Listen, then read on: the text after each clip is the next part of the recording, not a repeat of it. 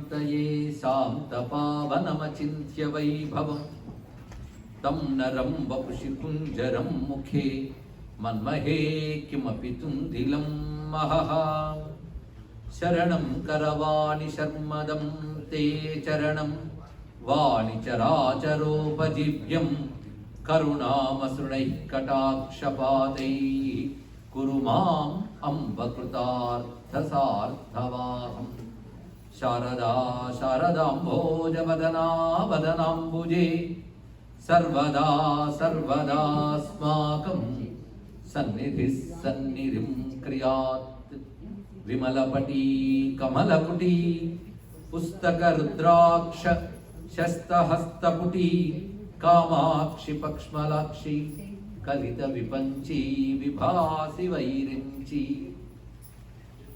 वागर्थाविव संपृक्तौ वागर्थ प्रतिपत्तये जगतः पितरौ वन्दे पार्वती परमेश्वरौ गुरवे सर्वलोकानां विषये भवरोगिणां निधये सर्वविद्यानां दक्षिणामूर्तये नमः।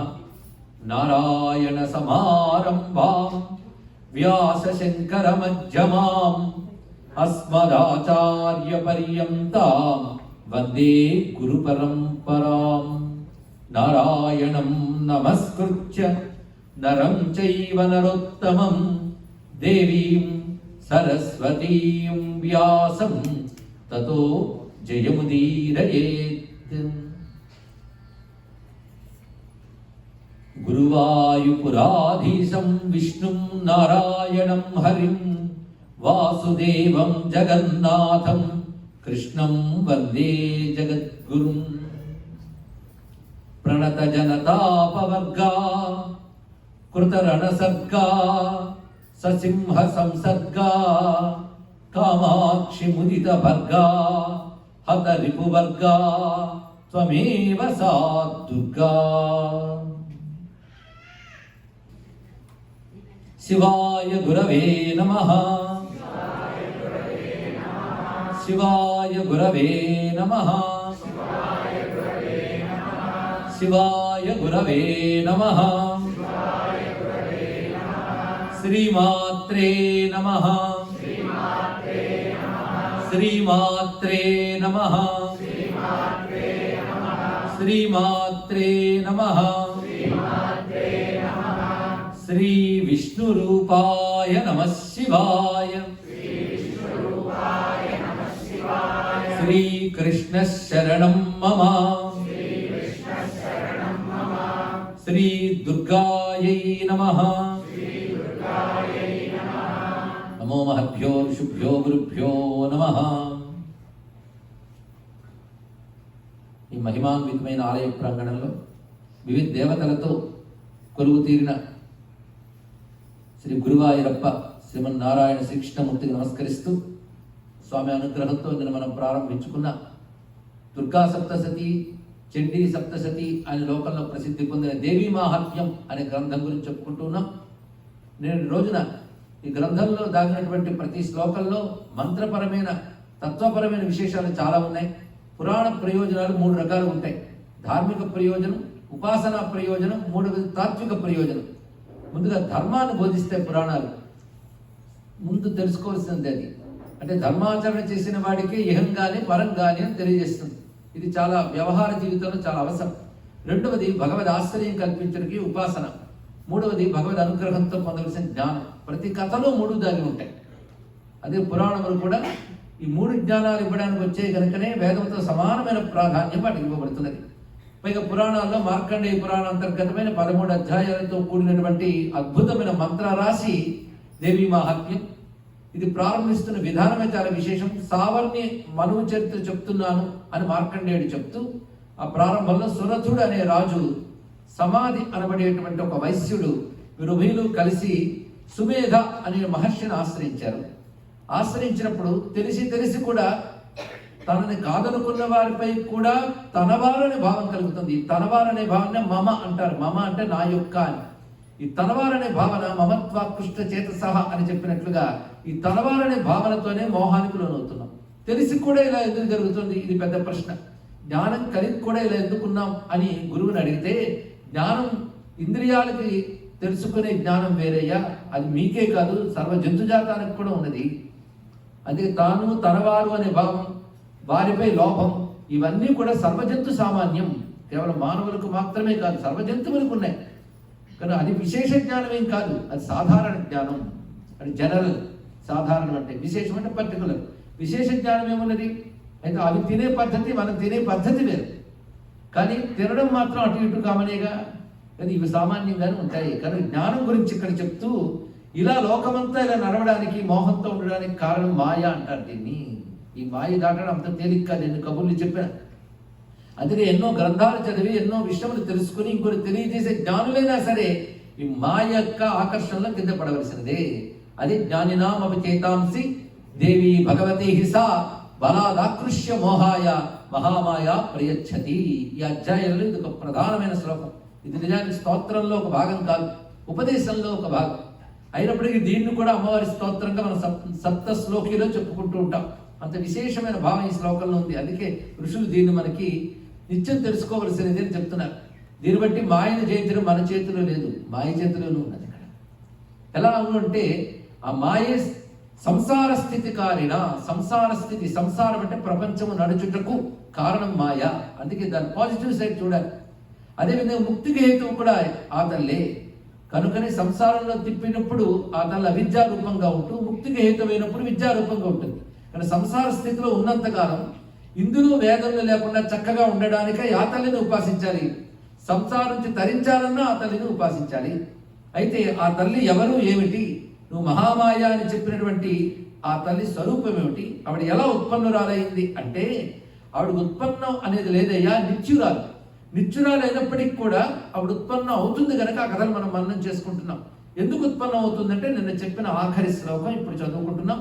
దేవానాం కార్యసిద్ధ్యర్థం ఆవిర్భవతి సా యదా ఉత్పన్నేతి తదా లోకే సా నిత్యాపి అవిధీయతే. దేవతల కార్యసిద్ధికై ఆ నిత్య అయినటువంటి పరాశక్తియే తనను తాను ఉత్పన్నం చేసుకున్నది. అయినప్పటికీ నిత్యాపి అవిధీయతే, అవి నిత్యనే అనాలి. అంటే ఉత్పన్నమై ఒక పరిమితమైన రూపంలో కనబడినంత మాత్రాన నిత్యమే సర్వవ్యాపకమైన తత్వానికి ఏమీ అవరోధం లేదు అని చెప్పడం దీని యొక్క భావం. అది ఈ రెండు శ్లోకములు అమ్మవారి తత్వం చెప్పడంలో అత్యంత కీలకమైనవి. నిత్యైవ సా జగన్మూర్తి తయా సర్వమిదం తతం తథాపి తత్ సముత్పత్తి బహుధా శ్రూయతా మమ దేవానాం కార్యసిద్ధ్యర్థం ఆవిర్భవతి సా యదా ఉత్పన్నే తదా లోకే సా నిత్యాపి అవిధీయతే. దీన్ని బట్టి నిత్యగా సర్వ వ్యవహారం నడుపుతున్న శక్తి ఎప్పుడు ఉంటుంది అమ్మవారు. ఒక్కొక్క కాలంలో లోకాలను అనుగ్రహించడం కోసం తనను తాను వ్యక్తపరుచుకుంటుంది. అది కొందరికి సాక్షాత్కారం కలుగుతుంటుంది భగవద్రూపం. అయితే భగవద్రూపంలో సాక్షాత్కరించిందంటే అంతకు పరిమితమే లేదు. ఆ తల్లి నిత్యగా ఉంది, అనుగ్రహించడం కోసం వ్యక్తమవుతుంది. అలా వ్యక్తమైన కథలు ఎన్నో ఉన్నాయి, అవి చెప్తున్నాను విను అంటూ సుమేధ సురుధునికి సమాధికి చెప్తున్నాడు ఆచార్యుడైన బ్రహ్మవేత్తల్లో గొప్పవాడైన సుమేధ. యోగ నిద్రాం యదా విష్ణు జగత్యేకార్ణ వికృతే. సృష్టికి ప్రారంభ స్థితి. సృష్టికి ప్రారంభ స్థితిలో ఈ సృష్టి అంతా బీజ రూపంలో ఉంటుంది. అది తిరిగి వ్యక్తమయ్యేటువంటి ప్రథమ దశలో ఆ పరమాత్మ శేషపర్యంకంపై తను తాను వ్యక్తపరుచుకున్నాడు నారాయణుడు. అది ఎలా ఉన్నాడు? యోగ నిద్రలో ఉన్నాడు. యోగ నిద్ర అనే మాట చాలా విశేషం. ఈ అధ్యాయం అంతా యోగ నిద్రా తత్వమే చెప్తున్నది. అమ్మవారి యోగ నిద్రా స్వరూపం. యోగ నిద్ర అంటే అప్పుడే తెలుస్తుంది, మామూలు నిద్ర కాదని. మన నిద్రలోకి వచ్చి యోగ నిద్రలోకి వచ్చి అనకూడదు. నిద్రా తత్వం ఒకటి ఉంది. నిద్రాదేవి ఆవిడ. యాదేవి సర్వభూతేషు నిద్రా రూపేణ సంస్థిత. నిద్రలు అనేక రకాలుగా ఉంటాయని వేత్తలు చెప్తూ ఉంటారు. నిద్ర అంటే బహిర్ముఖత్వం లేకపోవడమే నిద్ర. మనం నిద్రపోయాము అంటే అర్థం బయట ప్రపంచంతో సంబంధం లేదు. అలా బాహ్యంతో స్పృహ లేని స్థితి పేరు నిద్ర. ఈ స్థితిలో మన గురించి మనకు తెలియదు. ఎందుకంటే మన శరీరం కూడా బాహ్యమే నిద్రలో ఉన్నప్పుడు. అది తెలియబడదు. అందుకు అది నిద్ర అనేటువంటిది సాధారణంగా మానవులకు వచ్చేటువంటి నిత్య నిద్రలు తమో గుణం వల్ల వస్తాయి. ఇది కాకుండా కొన్ని నిద్రలు చెప్పారు శాస్త్రంలో. యోగ నిద్ర అనేది పరమాత్మకు వాడాలి, ఇతరులకు వాడరాదు. యోగం అంటే మెలకువ జ్ఞానం. నిద్ర అంటే ఆ రెండు లేకపోవడం. రెండు ఒక చోట ఉంటాయండి, వెలుగు చీకటి కలిసి ఉంటాయా? కానీ యోగము నిద్ర ఎలా ఉన్నాయి? అందుకే ఆయన విష్ణు అన్నారు. ఆయన దగ్గర సాధ్యమైంది, కొరవల్ల దగ్గర కాదు. అది యోగ నిద్ర పరమాత్మ దగ్గర ఉంటుంది. తమో గుణమైన నిద్ర ప్రతి వారు వివిధ సందర్భాల్లో అనుభవిస్తూ ఉంటారు. సాధారణంగా పగలంతా కృషి చేసి రాత్రి ఇంటికి వెళ్ళాక ఒక్కొక్కడు ప్రవచనాదుల వద్ద కూడా కనబడవచ్చు అక్కడ. ఇది తమో గుణం వల్ల వచ్చేటువంటిది. అంటే జ్ఞానాన్ని గ్రహించలేని స్థితి నిద్ర. అయితే సాధారణంగా సర్వజీవులకు నిద్ర ఆవహించి ఉంటుందిట. లేచి ఇంత పని చేస్తుంటే ఎందుకు అలా అంటున్నారంటే ఆ నిద్రకు ఒక పేరు పెట్టారు, మోహనిద్ర అని. ఆ మోహనిద్ర అంటే ప్రపంచమంతా పరమాత్మ స్వరూపమే అయినప్పటికీ తెలియలేని ఒక ముద్దుబారుడి ధనం ఉంది, దాన్ని మోహనిద్ర అంటారు. అది ఎలాంటిదంటే నిద్ర వదిలేక అర్థమవుతుంది, ఉన్నప్పుడు అర్థం కాదు. అక్కడ మొత్తానికి మోహనిద్ర జగత్తంతా ఉంటుంది. యోగ నిద్ర పరమాత్మ ప్రళయకాలంలో స్వీకరిస్తున్నాడు ఆయన. యోగ నిద్ర అంటే బహిర్ముఖత్వం లేని స్థితి, అంటే సృష్టి స్థితులైన చేయడం లేదని, ఆ క్రియ లేని స్థితిలో ఉన్నాడు. కానీ తన గురించి తనకు పూర్ణంగా తెలుసు, అందుకే దాన్ని యోగ నిద్ర అన్నారు. జ్ఞానానికి భంగం కాలేదు, బహిర్ముఖత్వం లేదు, ఆ స్థితిని యోగ నిద్ర అంటారు. ఇక్కడ అది భగవంతుని మధ్య సాధ్యం, అది యోగ నిద్రా స్థితి. ఇది సృష్టికి పూర్వం జగత్ ప్రళయ స్థితిలో ఉన్నప్పుడు. అందుకే విష్ణువు జగత్ ఏకార్ణవీకృతే అని మాట చెప్పాడు. జగత్తంతా ఏకార్ణవంగా కేవలం జలం మాత్రమే ఉన్న సమయంలో ఆస్థిర్య శేషమ భజత్, ఆదిశేషుడు పరియంకపోయినాడు. ఇక్కడ ఆదిశేషం అంటే కాలస్వరూపానికి ప్రతీక. ఇంకా సృష్టి ఆరంభించే కాలం ఏదైతుందో ప్రారంభమవుతుంది. కాలం అనంతం, సృష్టితోనే కాలం లెక్క కడుతున్నాం, కానీ సృష్టికి అతీతమైన కాలం ఎంతుందో అదంతా సంకర్షణ స్వరూపుడైన అనంతుడైన కాలస్వరూపుడు. దాన్ని అధిష్ఠించి ఉన్నాడు స్వామి యోగ నిద్రలో. ఆ స్వరూపాన్ని భావిస్తుంటేనే శాంతాకాలం వెలుగు సైనం మనకు కనబడుతున్నది. ఆ స్థితిలో ఇద్దరు రాక్షసులు వచ్చేట, ద్వావసురౌ ఘోరౌ విఖ్యాతౌ మధుకైటభౌ. ఇద్దరు రాక్షసులు ఎక్కడి నుంచి వచ్చారు? విష్ణు కర్ణమలోద్భూతౌ, స్వామి యొక్క చెవి గులివి నుంచి ఆవిర్భవించారు వాళ్ళిద్దరు అంటారు. మాలిన్యం నుంచి వచ్చారు ఇక్కడ. అంటే నిద్రపోయినప్పుడు ఒక మాలిన్యం ఏర్పడుతుంది, విష్ణువుకు కూడా ఉంటుందండి అంటే. అందుకే ఆ మాలిన్యం రాక్షసులు ఇది. మన మాలిన్యాలను రాక్షసులు అయితే మనం భరించాలి. భగవంతుడి యొక్క మాలిన్యం అంటే ఇక్కడ ఆయనలో భగవంతుడు త్రిగుణాలని స్వీకరించాడు. త్రిగుణాలకు అతీతుడే, కానీ త్రిగుణాలను నియమించినప్పుడు ప్రధానంగా సత్వగుణం ఆయన నాభి కమలం నుంచి, ఆ సత్వగుణం వల్ల బ్రహ్మదేవుడు అక్కడ ఉన్నాడు. దేవతలందరూ కూడా సత్వగుణ ప్రధానులు. ఇక రజోగుణ తమో గుణాలే మాలిన్యాల కింద చెప్పబడుతుంది. ఇది సంకేతం. మాలిన్యం అనగానే మామూలుగా మనం అనుకునేటువంటి మట్టికి సంబంధించిన విషయం కాదది. అది రజోగుణ తమోగుణ వికారములు అని అర్థం. ఇక్కడ వారు ఉభయులు ఎవరయ్యా అంటే మధు కైటములు, ఆ రాక్షసులు. వారు వెలువడి వచ్చారు. అంటే రజోగుణ తమోగుణ వికారాల కనుక రజోగుణ తమోగుణాలు లక్షణాలు ఉంటాయి. రజోగుణం క్షణం విశ్రాంతి తీసుకోదు, ఏదో వ్యాపకం కావాలి దానికి, లేకపోతే తోచదు. ఆ వ్యాపకం వల్ల కామం క్రోధం పెరుగుతూ ఉంటాయి. ఇది రజోగుణం యొక్క లక్షణం. రెస్ట్లెస్నెస్ అనేది అక్కడ ఉంటుంది. తమోగుణ లక్షణం ఏంటంటే పనికిమాల రెస్ట్, అంటే ఎప్పుడు ఏరీ పట్టదు వాడికి, ఇటు లోక వ్యాపకం పట్టదు, మరుగుడు పట్టదు, మొద్దుబారుడుతనం అంటారు ఇక్కడ. తమోగుణం వాడు ఏరీ పట్టదు. రజోగుణం వాడిక అసలు పట్టాల్సింది పట్టదు, కానీ అన్నీ పడతాయి ఇక్కడ.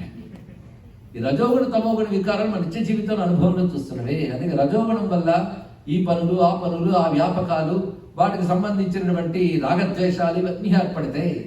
ఇది రజోగుణం పనిచేస్తుంది. తమోగుణంలో ఒకటి నిద్ర, ఇంకొకటి కునికిపాటుతనం, ఇంకొకటి జ్ఞానంపై ప్రసరించలేకపోవడం. ఏ జ్ఞానమైనా గ్రహించడానికి అడ్డంకుగా లోపల తమస్సు ఉంటుంది. ఇది తమోగుణం. ఈ రెండు అసుర లక్షణాలు. రెండు విడివిడిగానే మనల్ని దూరం చేయగలవు పరమాత్మకు. అలాంటిది రెండు కలిస్తే ఇంక చెప్పచ్చా? ఇవన్నీ సంకేతవాదాలుగా మనం గ్రహించవలసింది. ఈ కథలన్నీ సంకేతవాదాలే. కానీ మధుకైటములు వాళ్ళు ఉభయులు రాగానే వాళ్ళకి ఏమి తోచట్లేదు. ఎందుకంటే వాళ్ళు శాంతిగా ఉండరు, ఇంకొన్ని శాంతిగా ఉండనివ్వరు. అదే రజోగుణ లక్షణం, తమోగుణ లక్షణం. దాంతో వాళ్ళు ఏం చేశారంటే ఎవరితోనూ యుద్ధం చేస్తే బాగుండు అనుకున్నారు. ఊరికను కూర్చుని వాడి మీదకి దాడికి, వీడి మీదకి దాడికి, దానికి ఏదో కారణం వెతికి యుద్ధాలు చేస్తూ కాలక్షేపం చేస్తున్న వాళ్ళందరూ ఈ రెండు వికారాలు ఉన్న వాళ్ళే. దీనినే అసురత్వం అంటారండి. రాక్షసులు అంటే మిడిగుట్లు వేసుకుని కోరలు వేసుకుని తిరగక్కర్లే, ఈ గుణాలు ఉంటే చాలు.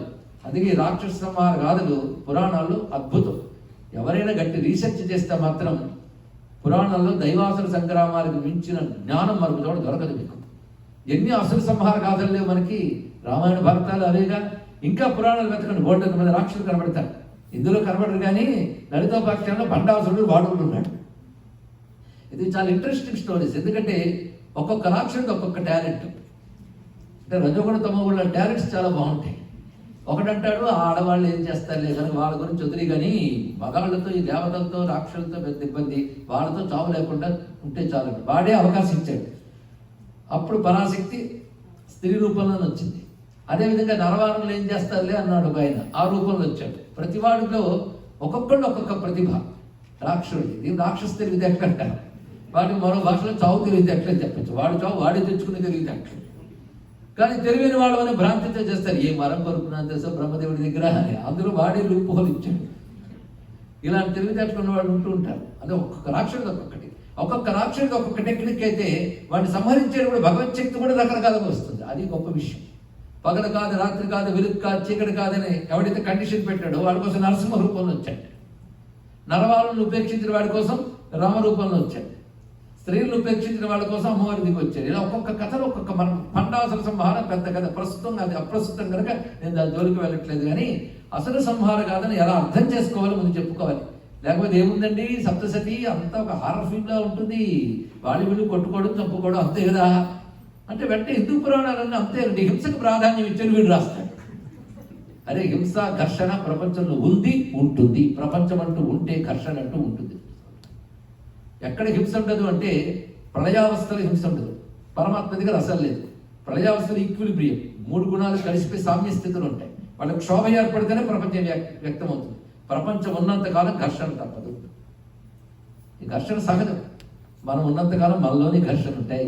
ప్రపంచంలో ఘర్షణ కాదు, మనలో కూడా ఎంత మంచితనం ఉంటుంది. అప్పుడప్పుడు అప్పుడప్పుడు అవి ఉంటూ ఉంటాయి. దానికి తోడు రజోగుణతమ్మ కూడా అమ్మానని అంటాడా అంత ఎగురుతూ ఉంటాం.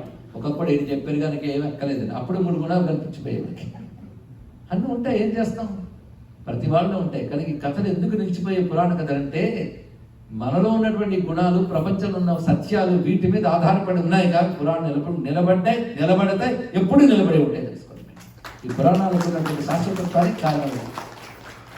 మొత్తానికి ఈ స్థితిలో వచ్చిన మధుకేటి ఇద్దరు అర్థం చేసుకోవాలి. వాళ్ళకి ఏంటంటే చూసేది చుట్టూ ఎవరితోనైనా యుద్ధం చేస్తే బాగుంటుంది, తోచదు వాళ్ళకి. లేకపోతే ఒకటి ప్రశాంతంగా కూర్చొని ఎవరు లేరు కదా ధ్యానం చేసుకుందాం అనిపిస్తుందండి. బోర్ అంటూ ఉంటారు కొంతమంది. ఏమిటా బోర్ అర్థం కాదు. అంటే 10 మంది ఉండాలి, కొంతమంది 10 మంది ఉంటే విసుగు. ఏం చేస్తాం, ఎలా బాగుపడతాడు మనిషి అర్థం కాదు. ఇది కష్టమే, అది కష్టమే పడతాం. మొత్తాన్ని వీళ్ళు ఏం చేశారంటే చుట్టూ చూశారు. ఒక ఆయన మాత్రం కనబడ్డాడు. ముందు ఈయన 4 చేతులు శుభ్రం పడుకుంటున్నాడు. వీడితో ఏం జరుగుతుంది, ప్రయత్నించారు లేపుదాం. అసలు నిద్ర అయితే లేచేవాడే, యోగ నిద్ర కదా లేవలేదు. అందుకు పైకి చూశారు. ఒక ఆయన కనబడుతున్నాడు. అప్పుడు నాభీకమలం నుంచి ఉత్పన్నమే బుద్ధిగా ధ్యానం చేసుకుంటున్నాడు. ఆయన ఒరే ఒకటి దొరికేడు రా అని ఆయన దగ్గరికి వెళ్ళి ఆయన్ని ఇబ్బంది పెట్టడం మొదలుపెట్టారు. ఆయన ఏదో అప్పుడే ధ్యానం చేసుకుంటూ ఉన్నాడు. ఇప్పుడు వీళ్ళు వచ్చి యుద్ధం చేస్తున్నారు. యుద్ధం చేయడం ఆయన చేత కాదు. చూస్తున్నాడు, కిందున్న ఆయన పిలుస్తున్నాడు, ఆయన పలకలేదు. అప్పుడు చూశాడు ఆయనలో నిద్రా రూపంలో ఎవరున్నారని ఆలోచించాడు. చాలా విశేషమైన మనలో పనిచేస్తున్న శక్తిని గమనించితే అంతకంటే ఉపాసన మరొకటి లేదు. ఎవరిదంతా చేస్తున్నారు, ఇలా పడేసిన వెంటనే ఎవరు అలిగిస్తున్నారు, ఖచ్చితంగా మనకు ఆ సంగతి తెలియదు. ఇలా పడుకుంటే నిద్ర పట్టడం ఏంటి, తర్వాత లేవడం ఏంటి, ఎవరు పడుకోబెట్టారు, ఎవరు లేపారు. చిన్నతనంలో నిద్రపోకపోతే కొట్టి తల్లి నిద్రకు వచ్చింది. మళ్ళీ నిద్ర లేవకపోతే కొట్టి మరీ లేపుతుంది. నిద్ర పోకపోయినా పడుతుంది, నిద్ర లేవకపోయినా పడుతుంది. ఏంటంటే అంటే తల్లి కదా అన్నాడు. ఇక్కడ 2 అవసరమే జన్మకి. నిద్ర అవసరమే, లేవడం అవసరమే. నిద్ర తమగుణం అంటే అన్నామని వద్దంటామా, రావాలి. ఇక్కడ రాకూడదు, ఇంటికి వెళ్ళి రావచ్చు. కనుక అవి అవసరమే. 3 ప్రపంచాలు అవసరం కలిగే భగవంతుడు పెట్టాడు. లేకపోతే ఎందుకండి వాటిని ఎలా వాడుకోవాలో మనకు తెలియగలగాలి. అనవసరమైనది ఏది సృష్టిలో ఉండదు. నువ్వు దాన్ని అవసరంగా ఎలా వాడుకుంటావో నీకు తెలియతేటమే ఉంటుంది. మొత్తానికి బయట ఉన్న ఒక అమ్మ మన నిద్రపుచ్చి నిద్ర లేపుతుంది. తర్వాత మనం నిద్రపోతుంది, నిద్ర లేస్తున్నాం. అప్పుడు ఏ అమ్మ లేపింది, ప్రతి వారిలో ఒక అమ్మ లేపుతుంది, నిద్రపుచ్చుతుంది. అమ్మను గుర్తించు అన్నాడు. ఇక్కడ అమ్మ ప్రకృతి రూపంలో ఇవన్నీ చేస్తున్నది ఆ తల్లి. ఇది గమనించాలి. అది గమనించాడు ఎవడు, బ్రహ్మదేవుడు. ఎవరు ఈ స్వామి యందు నిద్రా రూపంలో ఉన్నారు, తిరిగి ఎవరు మెలకువ రూపంలో వస్తారు. లోపల చైతన్యం వల్లనే కదా ఈ 2 జరుగుతాయి. లోపల ఒక చైతన్యం ఉంది. అది మన శరీరంలో ప్రసరించినప్పుడు వివిధ శక్తులుగా వ్యక్తం అవుతుంది. ఆ వివిధ శక్తులుగా వ్యక్తమవడాన్ని విభూతులు అంటారు. ఇక్కడ మూలమైన చైతన్యం ఏదో దాని ఆత్మ అని, శక్తి అని అంటున్నాం. ఈ 2 తెలిసాక విభూతులు, చైతన్యం. ప్రపంచం చూస్తున్నంతసేపు విభూతి దృష్టి ఉండాలి, ప్రపంచానికి అతీతమైనప్పుడు తత్వ దృష్టి ఉండాలి. ఇది గమనించుకోవాల్సింది. అప్పుడు మీకు విభూతి యోగం, విశ్వరూప సందర్శన యోగం కొంత అర్థమవుతుంది. భగవంతుడు జగత్తంతా తన శక్తులతో నిండి ఉన్నాయి. సూర్యుడిలో కాంతి విభూతి, నీటిలో దాహం తెచ్చే శక్తి విభూతి, కంటిలో చూసే శక్తి విభూతి. ఈ విభూతులు ప్రపంచమంతా ఉన్నాయి. కానీ భగవంతుడు విభూతుల రూపంగా ప్రపంచమంతా వ్యాపించి నడిపిస్తున్నాడు. ఆయన నిజానికి వీటికి ఆ పరిమితులే లేడు కనుక మనం పరమాత్మ అని అంటున్నాం. 2 ఆయనే. కానీ ప్రపంచం కనిపిస్తున్నంతసేపు విభూతి దృష్టి ఉండాలి. అదే క్రమంగా విశ్వరూప సందర్శన యోగాన్ని మనం ప్రసాదిస్తుంది. ఇప్పుడు నిద్ర రూపంలో వీళ్ళు ఎవరున్నారో ఆవిడికి నమస్కారం చేస్తున్నాడు ఈయన. ఇప్పుడు ప్రారంభమవుతుంది యోగ నిద్రా స్తుతి, యోగ నిద్రా దేవి. అంటే అమ్మవారు మొదటి అధ్యాయంలో మనకు కనబడుతున్నది యోగ నిద్రా రూపంలో గోచరిస్తున్నారు. ఎక్కడి నుంచి ప్రారంభించారో గమనించారా కథని? సృష్టికి పూర్వస్థితి. సృష్టికి పూర్వం ఏముంది? ఏమీ లేదు కనుక సృష్టికి పూర్వం అన్నారండి అన్నారు. ఏమీ లేదు, ఉంటే సృష్టి అవుతుంది కదా. కానీ ఏమీ లేకపోవడం ఉందా? అసలు ఏమీ లేకపోవడం ఎప్పుడూ ఉండదు. అప్పుడు ఈ సృష్టి అంతా ఎలా ఉన్నది అంటే వ్యక్తము కాని దశలో ఉంది అంటారు. దాన్ని అవ్యక్తం అని దానికి పేరు. అవ్యక్తానికి మరొక పేరు ప్రకృతే. అప్పుడు ప్రకృతి ఎంతో అవ్యక్తముగా ఉంటుంది సృష్టి. మరి సృష్టి ఎప్పుడు రావాలో ఆ కాలం అప్పుడు అది బయటకు వస్తుంది. విత్తనం ఎప్పుడు మనకు కావాలని ఒక కాలం ఉన్నది. సృష్టి ఎప్పుడు బయటకు రావాలనే దానికి కూడా ఒక కాలం ఉంటుంది. ఆ కాలం వచ్చే వరకు లయావస్థలు ఉంటుంది. ఆ లయ మామూలు లయ కాదు, నీకు కూడా తెలియదు కనుక ప్రలయ, అదే ప్రళయం. ప్రళయం అంటే నాశనం కాదు, అన్ని లీనమైన స్థితి అని అర్థం. ఇక్కడ పదానికి లోక వ్యవహారంలో ఉన్న అర్థం వేరు, శాస్త్రార్థం వేరు. కనుక సృష్టి కంటే ముందున్నది ఏంటి చెప్పండి? ప్రళయం. అవ్యక్తానికి ప్రళయం. ముందు లయం అయితే ముందు బీజం ఉంటే కదా దాని వృక్షం. కనుక ఇవన్నీ లయమైన స్థితి. అందుకే ఈ కథ ప్రళయంతో ప్రారంభించాడు, సృష్టితో ప్రారంభించారు. మన సృష్టి స్థితి లయలు అంటాం, వాళ్ళు లయ సృష్టి స్థితి తీసుకొస్తున్నాడు. సృష్టి యొక్క పూర్వస్థితి అంటే సృష్టి యొక్క పూర్వస్థితిలోనే పరమాత్మ శక్తి అంతర్లీనమై ఉన్నది. అది బహిర్గతమైతే సృష్టి అంతర్లీనమై ఉన్నది. ఆ అంతర్లీనమైన అవస్థే యోగ నిద్ర. పరమాత్మ యందు సృష్టి అంతా అంతర్లీన అవస్థలో ఉండడమే యోగ నిద్రా స్థితి. ఆ యోగ నిద్రాదేవికి నమస్కారం చేస్తున్నాడు. ఆవిడెవరు? విశ్వేశ్వరీం జగద్ధాత్రీం స్థితి సంహారకారిణీ. ఆవిడ విశ్వానికి ఈశ్వరి, జగద్ధాత్రి అనడంలోనే సృష్టికారిణి అని మాట్లాడుతుంది. ధాత్రి అంటే సృష్టికారిణి, పోషకురాలు, రెండు అర్థములు.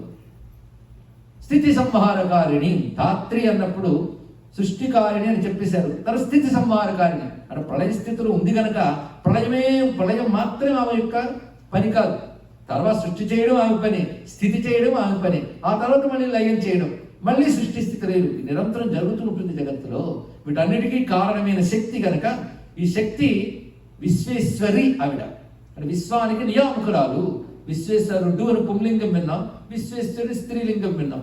కానీ పుంలింగమైన స్త్రీలింగమైన ఉన్నది ఒకటే తత్వము. అది విశ్వేశ్వరి జగద్ధాత్రి స్థితి సంహారకారిణి నిద్రాం భగవతి విష్ణో అతులాం తేజస ప్రభు. అది విష్ణువు యొక్క, మహాతేజస్వంతుడైన విష్ణువు యొక్క నిద్రారూపుడైన శక్తి. ఇక్కడ నిద్రను స్తుతించారనేది రెండో వాక్యంలో చెప్పారు. మొదటి వాక్యంలో విశ్వేశ్వరి సృష్టి స్థితి లయకారిణి అయిన నిద్రను స్తుతిస్తున్నాడు. పరమాత్మ యందున్న సృష్టి స్థితి లయలు చేయగలిగే శక్తి ఏదిందో ఆ శక్తిని స్తుతిస్తున్నాడు. అంటే సృష్టి స్థితి లయలు చెయ్యగలిగే ఈశ్వర శక్తిని ఇప్పుడు స్తుతిస్తున్నారు. ఆ శక్తిని మనం అమ్మవారు అంటున్నాం. ఈ అమ్మవారు ఏం చేస్తారు? ఏదైనా చేస్తారు. ఇది చేస్తారని చెప్పగలవా? శక్తి అంటేనే సమర్థత అని అర్థం. ఏదైనా చేయగలిగే సమర్థత. సమర్థత ఎవరి దగ్గర ఉంటుంది? సమర్థుడి దగ్గర ఉంటుంది. సమర్థుడు ఆయన, సమర్థత ఆయన. ఇది శివశక్త్యాయుక్తో అన్న దానిలో కూడా ఇది అర్థము. అది సృష్టి చేసినప్పుడు ఆయన నుంచి వ్యక్తం అవుతుంది, సృష్టి కానప్పుడు ఆయన అంతర్లీనమై ఉంటుంది. కనుక ఇప్పుడు బ్రహ్మదేవుడు వచ్చాడు కనుక సృష్టి అంకుర దశలో ప్రారంభమైనట్టే, కానీ పూర్ణ దశలో వ్యక్తం కాలేదు. అటువంటి స్థితిలో ఆ వ్యక్తావ్యక్త స్థితి యందు బ్రహ్మదేవుడు పట్టుకుని ఆ స్థితిని, ఆ తల్లిని ప్రార్థన చేస్తున్నాడు. అవ్యక్త స్వరూపిణైనటువంటి ప్రకృతి రూపిణైనటువంటి, అప్పుడు మూల ప్రకృతి అన్నారు. సృష్టిగా వ్యక్తమైన ప్రకృతి అంటున్నారు, సృష్టిగా వ్యక్తం కానప్పుడు మూల ప్రకృతి. ఆ మూల ప్రకృతిలో సర్వశక్తులు దాగి ఉంటాయి. అది యోగ నిద్ర అని చెప్పబడుతున్నది. అలాంటి యోగ నిద్రాదేవిని స్తుతిస్తున్నారు. అలాగే యోగి ధ్యాన సమాధిలోకి వెళ్ళినప్పుడు బహిర్ముఖ ప్రజ్ఞ విడిచిపెడతాడు. ప్రజ్ఞ విడిచిపెట్టాడు, లోపల ఉంటుంది, పైగా ప్రగాఢంగా ఉంటుంది. ఆ ప్రజ్ఞ మొద్దుగా ఉండదు. అది బ్రహ్మమునందు లీనమవుతుంది. ఆ స్థితి బ్రహ్మమునందు లీనమవుతూ జగత్తును విడిచిపెట్టే స్థితి. ఆ స్థితిలో లోపల ఆత్మగత చైతన్యం బాగా తెలుస్తుంది. అలాంటి స్థితే ఇక్కడ మనం గమనించుకోవాల్సింది. కనుక అది సంపూర్ణమైన మహాశక్తి. ఆ యోగ నిద్రని స్తుతిస్తున్నాడు. ఇక్కడ బ్రహ్మకృత స్తోత్రం ప్రారంభమవుతుంది. నిన్న మనం చెప్పుకున్నాం దేవీ మహాత్మలో స్తోత్రం అత్యంత మహిమాన్వితం. ఒకవైపు సన్నివేశం, మరొకవైపు స్తవం. ఈ రెండు ఈ గ్రంథాల్లో ముఖ్యమైనటువంటి అంశం. కథ ఎంత ప్రధానమో స్తోత్రం ఎంత ప్రధానం. స్తోత్రంలో అసలు అమ్మవారంటే ఏమిటో చెప్తాడు. ప్రతి స్తోత్రం కూడా దేవతాతత్వం తెలియజేసే శాస్త్రం. ఈ మాట మనం ప్రతిసారి చెప్తూ ఉంటాం. మన స్తోత్రం అంటే పారాయణ చేస్తే మహిమనిచ్చున్నది అనే దృష్టి అవసరమే. దానికంటే ఆ స్తోత్రం ద్వారా దేవతా తత్వం తెలియబడుతుంది. తత్వం అనగా సంపూర్ణ యథార్థ స్వరూపం తెలియబడుతుంది. ఇక్కడ ఆ విధంగా అమ్మవారిని స్తుతిస్తున్నారు. ఈ స్తోత్రం పురాణంలో రాత్రి సూక్తం అని పేరు. రాత్రి సూక్తం అనే వైదిక సూక్తం ఉంది. అది ఋగ్వేదంలో ఉంది, సామవేదీయమైన సూక్తం. 2 వేదాల్లోని రాత్రి సూక్తం ఉంది. అయితే సాధారణంగా ఇది పారాయణ చేసేవాళ్ళు ఋగ్వేదీయ రాత్రి సూక్తం పారాయణ చేస్తూ ఉంటారు. చండీ పారాయణలో విధానంలో ముందే రాత్రి సూక్త పారాయణ వైదిక సూక్తం. అయితే ఇది పౌరాణికమైన రాత్రి సూక్తం.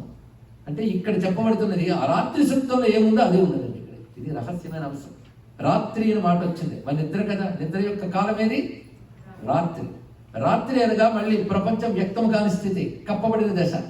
కనుక ఈ రాత్రి సృష్టికి ముందున్న రాత్రి. ఆ రాత్రిని సృష్టిస్తున్నారు. ఎలాంటి రాత్రి అంటే తర్వాత జరగబోయే సృష్టి స్థితులన్నీ బీజప్రాయంగా లోపల దాచుకున్నది. ఇక్కడ ఇవి లేవనడానికి లేదు, అవన్నీ లోపల ఉన్నాయి కడుపులో. అలాంటి శక్తిని స్తుతిస్తున్నాడంటే భావమే చాలా గొప్పది. రాత్రి సూక్తాలకు చిన్న మర్మం ఉందండి. రాత్రి సూక్త పారాయణ అంతర్ముఖత్వానికి పనికొస్తుంది, ధ్యాన స్థితికి పనికొస్తుంది. అది దాని విశేషం. అయితే రాత్రి సూక్త పారాయణ వల్ల ఒక ఫలం చెప్తారు. సామవేదీయ రాత్రి సూక్తంలో వస్తుంది. అది చివరికి రాత్రి అధిదేవత కనబడుతుంది. దానికి ఒక క్రమం ఉంది, ఉపాసన చేసే పద్ధతి. కనబడి ఇదిగో నువ్వు చేసిన సాధన వల్ల ఈ లోకం ఆ లోకం ఆ లోకం ఇన్ని సిద్ధంగా ఉంది, నీకేం కావాలని అడుగుతుంది. పైగా ముందు చెప్తుంది, నువ్వు ఫలానా సంవత్సరంలో, ఫలానా అయనంలో, ఫలానా ఋతువులో, ఫలానా మాసంలో, ఫలానా పక్షంలో, ఫలానా వారంలో, ఫలానా రోజున, ఫలానా సమయం పోతావు చెప్తుంది ముందు. ఉపాసన చేయకుండా ఉంటే బెటర్. అంటే అర్థం, నువ్వు విచారణ ఎత్తేసే సమయం ఫలానా అప్పుడు కానీ జాగ్రత్త పడి చెప్పడం ఇక్కడ. అప్పుడు తర్వాత నీ కోసం ఈ లోకాలు నువ్వు చేసిన ఉపాసన వలన ఇందులో ఏది కావాలి అని అడుగుతున్నాడు. అదొక పరీక్ష. వీడు ఇంతకాలం రాత్రి సూక్త పారాయణ చేసిన అసలైన ప్రయోజనం పొందితే నాకు ఈ లోకాలేవి లేని స్థితి కావాలమ్మా అని అడుగుతాడు. జ్ఞానం కోరుకుంటాడు, మోక్షం కావాలని కోరుకుంటాడు. అది రాత్రి సూక్త పారాయణ ఫలాన్ని అందులో చెప్పారు వైదిక సూక్తంలో. దాన్ని పురాణ రాత్రి సూక్తంలో కూడా మనం అన్వయించుకోవచ్చు.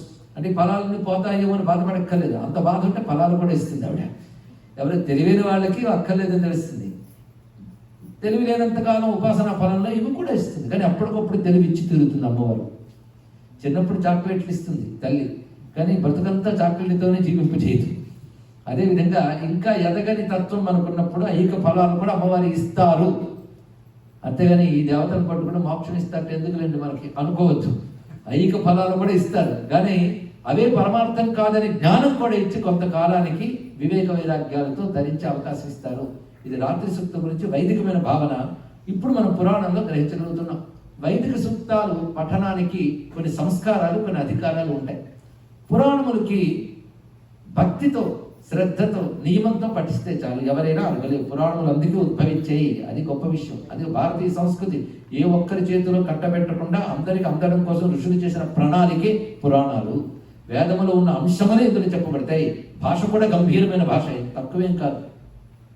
లేకపోతే అంత తేలిగ్గా నోరు కూడా తిరగదు అలాంటిది.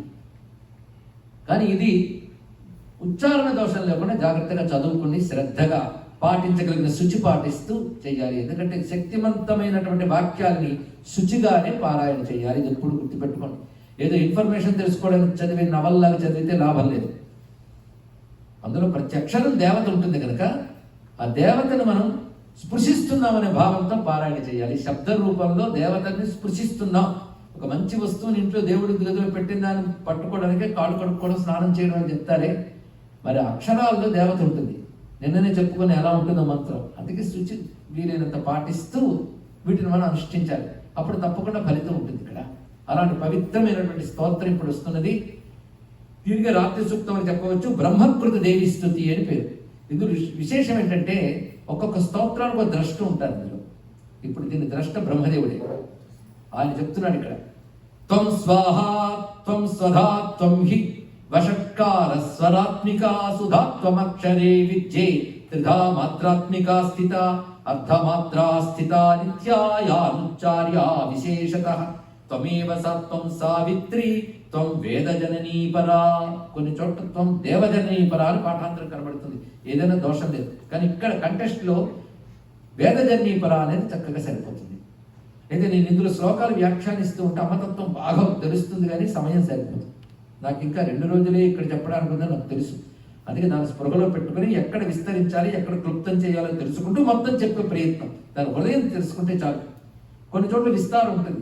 ఎలా ప్రారంభించారంటే త్వం స్వాహ, త్వం స్వధ, త్వం వివషట్కార అక్కడ ప్రారంభించాడు. అంటే ముందు అమ్మని యజ్ఞస్వరూపంగా భావన చేస్తున్నాడు.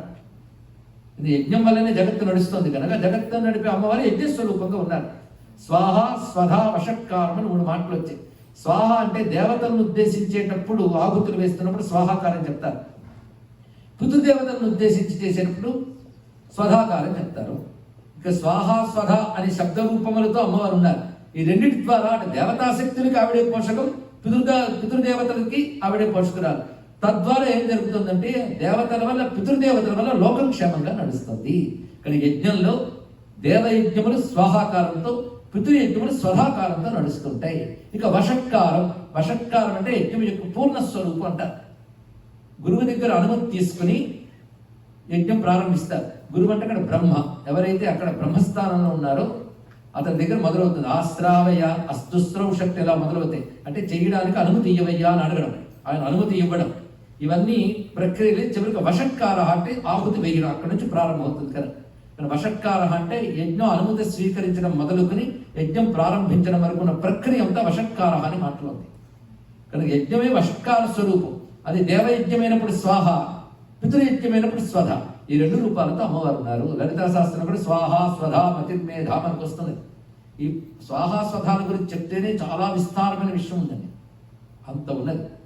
స్వాహ, స్వధ రూపములతో దేవతలకి, పితృదేవతలకు కూడా పోషకురాలువై యజ్ఞస్వరూపునివై లోకాన్ని రక్షిస్తున్నాం. అయితే యజ్ఞంలో మంత్రం ప్రధానం.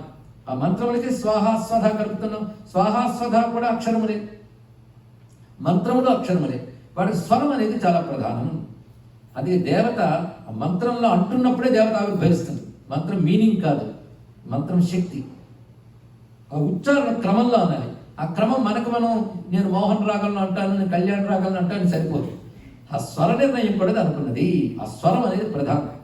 కానీ యజ్ఞంలో ప్రధానంగా మంత్రం వాడతారు. ఆ మంత్రంలో స్వాహ, స్వధ అనే దేవతా పితృదేవతలకు విభాగం జరుగుతుంది.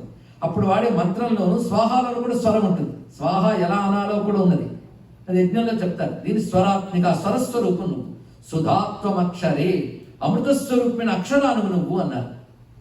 అంటే ముందు చెప్పిన స్వాహ, స్వధాకారాల యజ్ఞం అయితే దాని మూలమైన వేదాన్ని స్వరాత్మిక అనే మాటలు చెప్పారు. ఆ వేదములకు కూడా మూలమైన స్వరూపం ఉంది, అదే అక్షరే. నువ్వు అక్షర రూపిణివి. అక్షరం అంటే ఓమిత్యేక అక్షరం బ్రహ్మ, ఓంకార రూపిణి నువ్వు. ముందు ఓంకారం, తర్వాత వేదములు, తర్వాత యజ్ఞం, తర్వాత స్వాహాస్వధం. ఇక్కడ ఇటు నుంచి తీసుకువెళ్ళి చూపిస్తున్నాడు మూలశక్తికి. కనుక అమృత స్వరూపునివేను నువ్వు అంటే నాశనరహితమైనటువంటి శబ్దము ఓం రూపము. ఆ ఓం స్వరూపాన్ని నువ్వు. అది ఎలా ఉంటుందంటే త్రిధామాత్ర, అర్ధమాత్ర అని 2 భాగాలుగా ఉంటుంది అన్నాడు. త్రిధామాత్రాత్మిక, అర్ధమాత్ర. త్రిధామాత్ర అంటే బయటికి వినబడేటువంటి 3 శబ్దములు. ఓం అన్నప్పుడు అకార, ఉకార, మకారాలు ఇదందరికి వినబడుతున్నాయి. అంటే 3 ఉన్నాయి అనకూడదు, 4వది కూడా ఉన్నది. కానీ అర్ధమాత్ర ఈ 3 అన్నంత స్పష్టంగా ఉచ్చరిస్తారా వాటిని? ఓం అన్నప్పుడు మకారంతో ఆగిపోయింది, మకారంతో ఆగిపోయింది కానీ మకారం తర్వాత లేదనకూడదు, తర్వాత ఒకటి ఉంది, అది నువ్వు అనలేవు.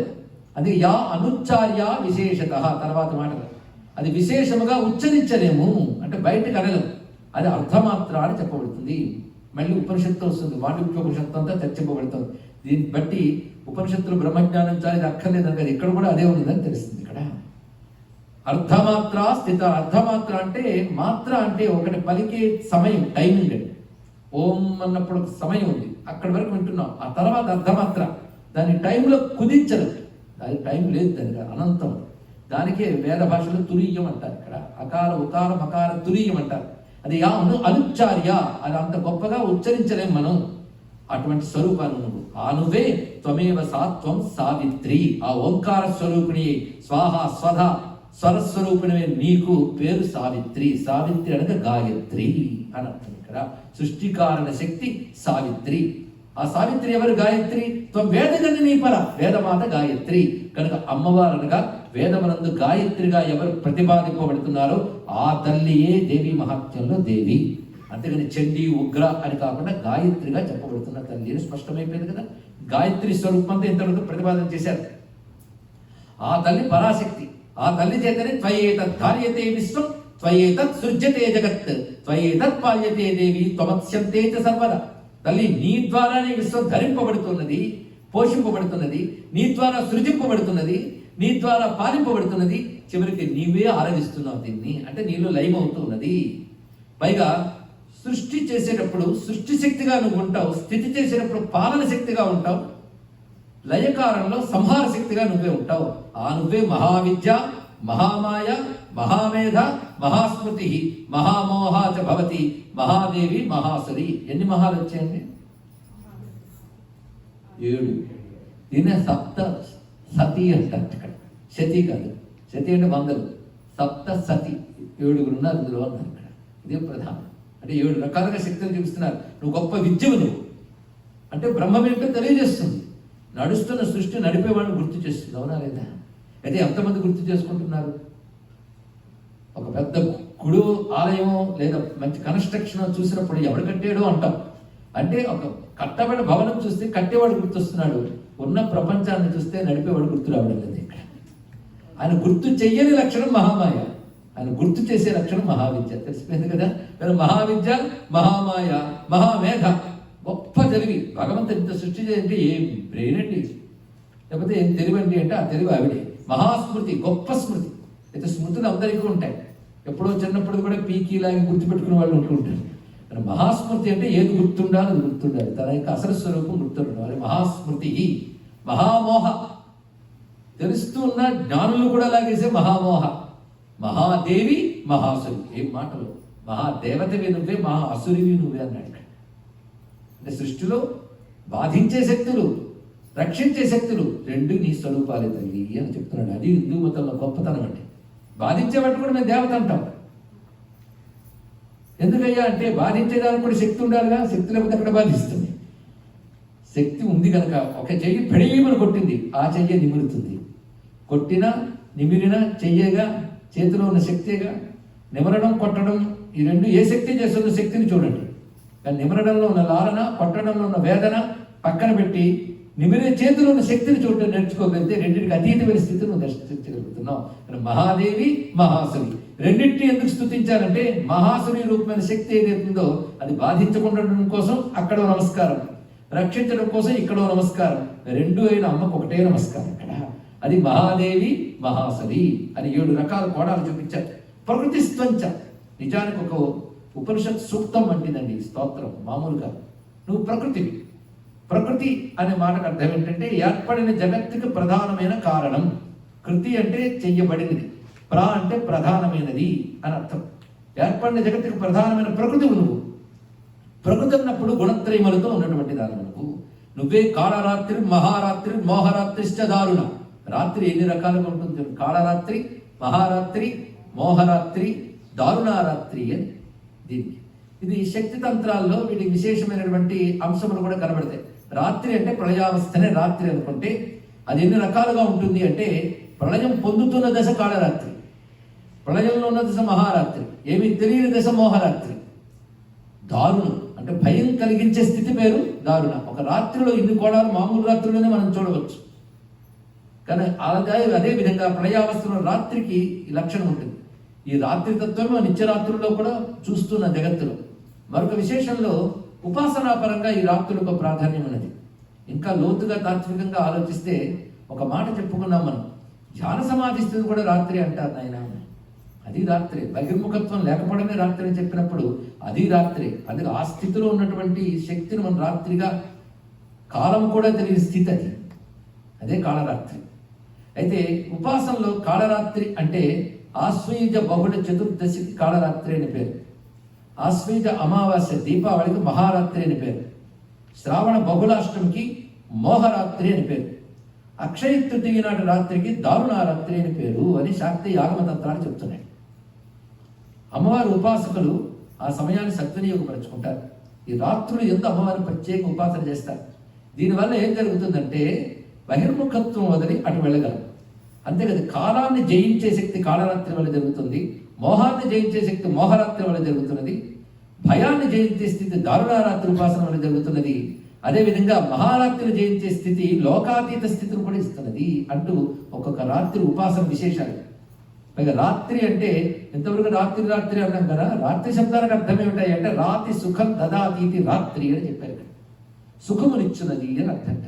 అది మానవులు కూడా పగలంతా బహిర్జగత్తులో తిరిగి అలసిపోయి విశ్రాంతి తీసుకుని అంతర్ముఖానికి కొంతైనా దగ్గరికి సహకరిస్తున్న రాత్రేగా. కానీ బాహ్య ప్రపంచపు అలసటల నుంచి విశ్రాంతి తీసుకోవడానికి మామూలు రాత్రి సహకరిస్తాం కదా, దానికే ఆ పేరు అందరు పెట్టారు. అంతేకాకుండా ఇంక జన్మల పరుగుల నుంచి అలసి ఇంకా జన్మలకు అతీతమైన స్థితి కోసం ప్రయత్నించే వారు ఎవరైతే ఉంటారో వారు రాత్రిని ఉపాసన చేస్తున్నారయ్యా అన్నారు. కానీ రాత్రిని తాత్వికంగా చూడటం ఉన్న విశేషం. త్వం శ్రీ త్వమీశ్వరి త్వం హ్రీ త్వం బుద్ధి బోధ లక్షణ. ఆ నువ్వే మహాలక్ష్మివి, ఐశ్వర్య రూపిణివి. ఆ నువ్వే హ్రీంకారం ద్వారా చెప్పబడుతున్నవి. నువ్వు బోధ లక్షణమైన బుద్ధివి. బుద్ధి అంటే ఒక విషయాన్ని అర్థం చేసుకోగలిగే శక్తి పేరు బుద్ధి. ఆ చేసుకునే శక్తికి బోధ అని పేరు. ఆ బోధ లక్షణం దేనికి ఉంటుందో అది బుద్ధి. అందుకే బోధ లక్షణం కలిగి బుద్ధివి నువ్వు. ఆ నువ్వే లజ్జము అంటే బిడియం, సిగ్గు, పుష్టి, తుష్టి, శాంతి, శాంతి ఇవన్నీ నువ్వు రూపములు. అంటే ఆ తల్లి ప్రకృతి ఎన్ని విభూతులుగా గోచరిస్తున్నది. అటువంటి నువ్వు ఉపాసకులను అనుగ్రహించేటప్పుడు రాత్రి యొక్క రూపం ఎలా ఉంటుందంటే ఖడ్గిని, శూలిని, ఘోర, గదిని, చక్రిని, తథా శంఖిని, చాపిని, బాణ, భుసుండి, పరిఘాయుధ. రకరకాల ఆయుధాలతో ఒక రూపం ధరించి కనబడతాను. ఖడ్గము, శూలము, గద, చక్రము, శంఖము, చాపము, బాణము, భుసుండి, పరిఘ ఇలాంటి ఆయుధాలు దాల్చి కనబడతావు. 10 చేతులతో గోచరించి ఒక స్వరూపాన్ని చూపిస్తున్నాడు అక్కడ. పైగా నీది ఉగ్ర రూపమా సౌమ్య రూపం అంటే సౌమ్యమే నీ అసలు తత్వం తల్లి. సౌమ్య సౌమ్యతర అశేష సౌమ్యేభ్యస్త్వతి సుందరి. నువ్వు పరమ సౌమ్యురాలు. లోకంలో ఇది సౌమ్యమని పోల్చితే దానికంటే నువ్వు సౌమ్యంగా కనబడతావు. అందుకే సౌమ్యము కలవారిలో నీకంటే గొప్పవారు లేరు. అతి సుందరి అంటే అమ్మవారి స్వతసిద్ధంగా శాంత రూపిణి, పరమ సౌమ్య రూపిణి. అంతేకాదు పర అపరాణం పరమ. పర అపరములకు నువ్వు పరమంగా ఉన్నావు. అంటే సృష్టికి అపరం అంటే పరము ప్రకృతి అవుతుంది.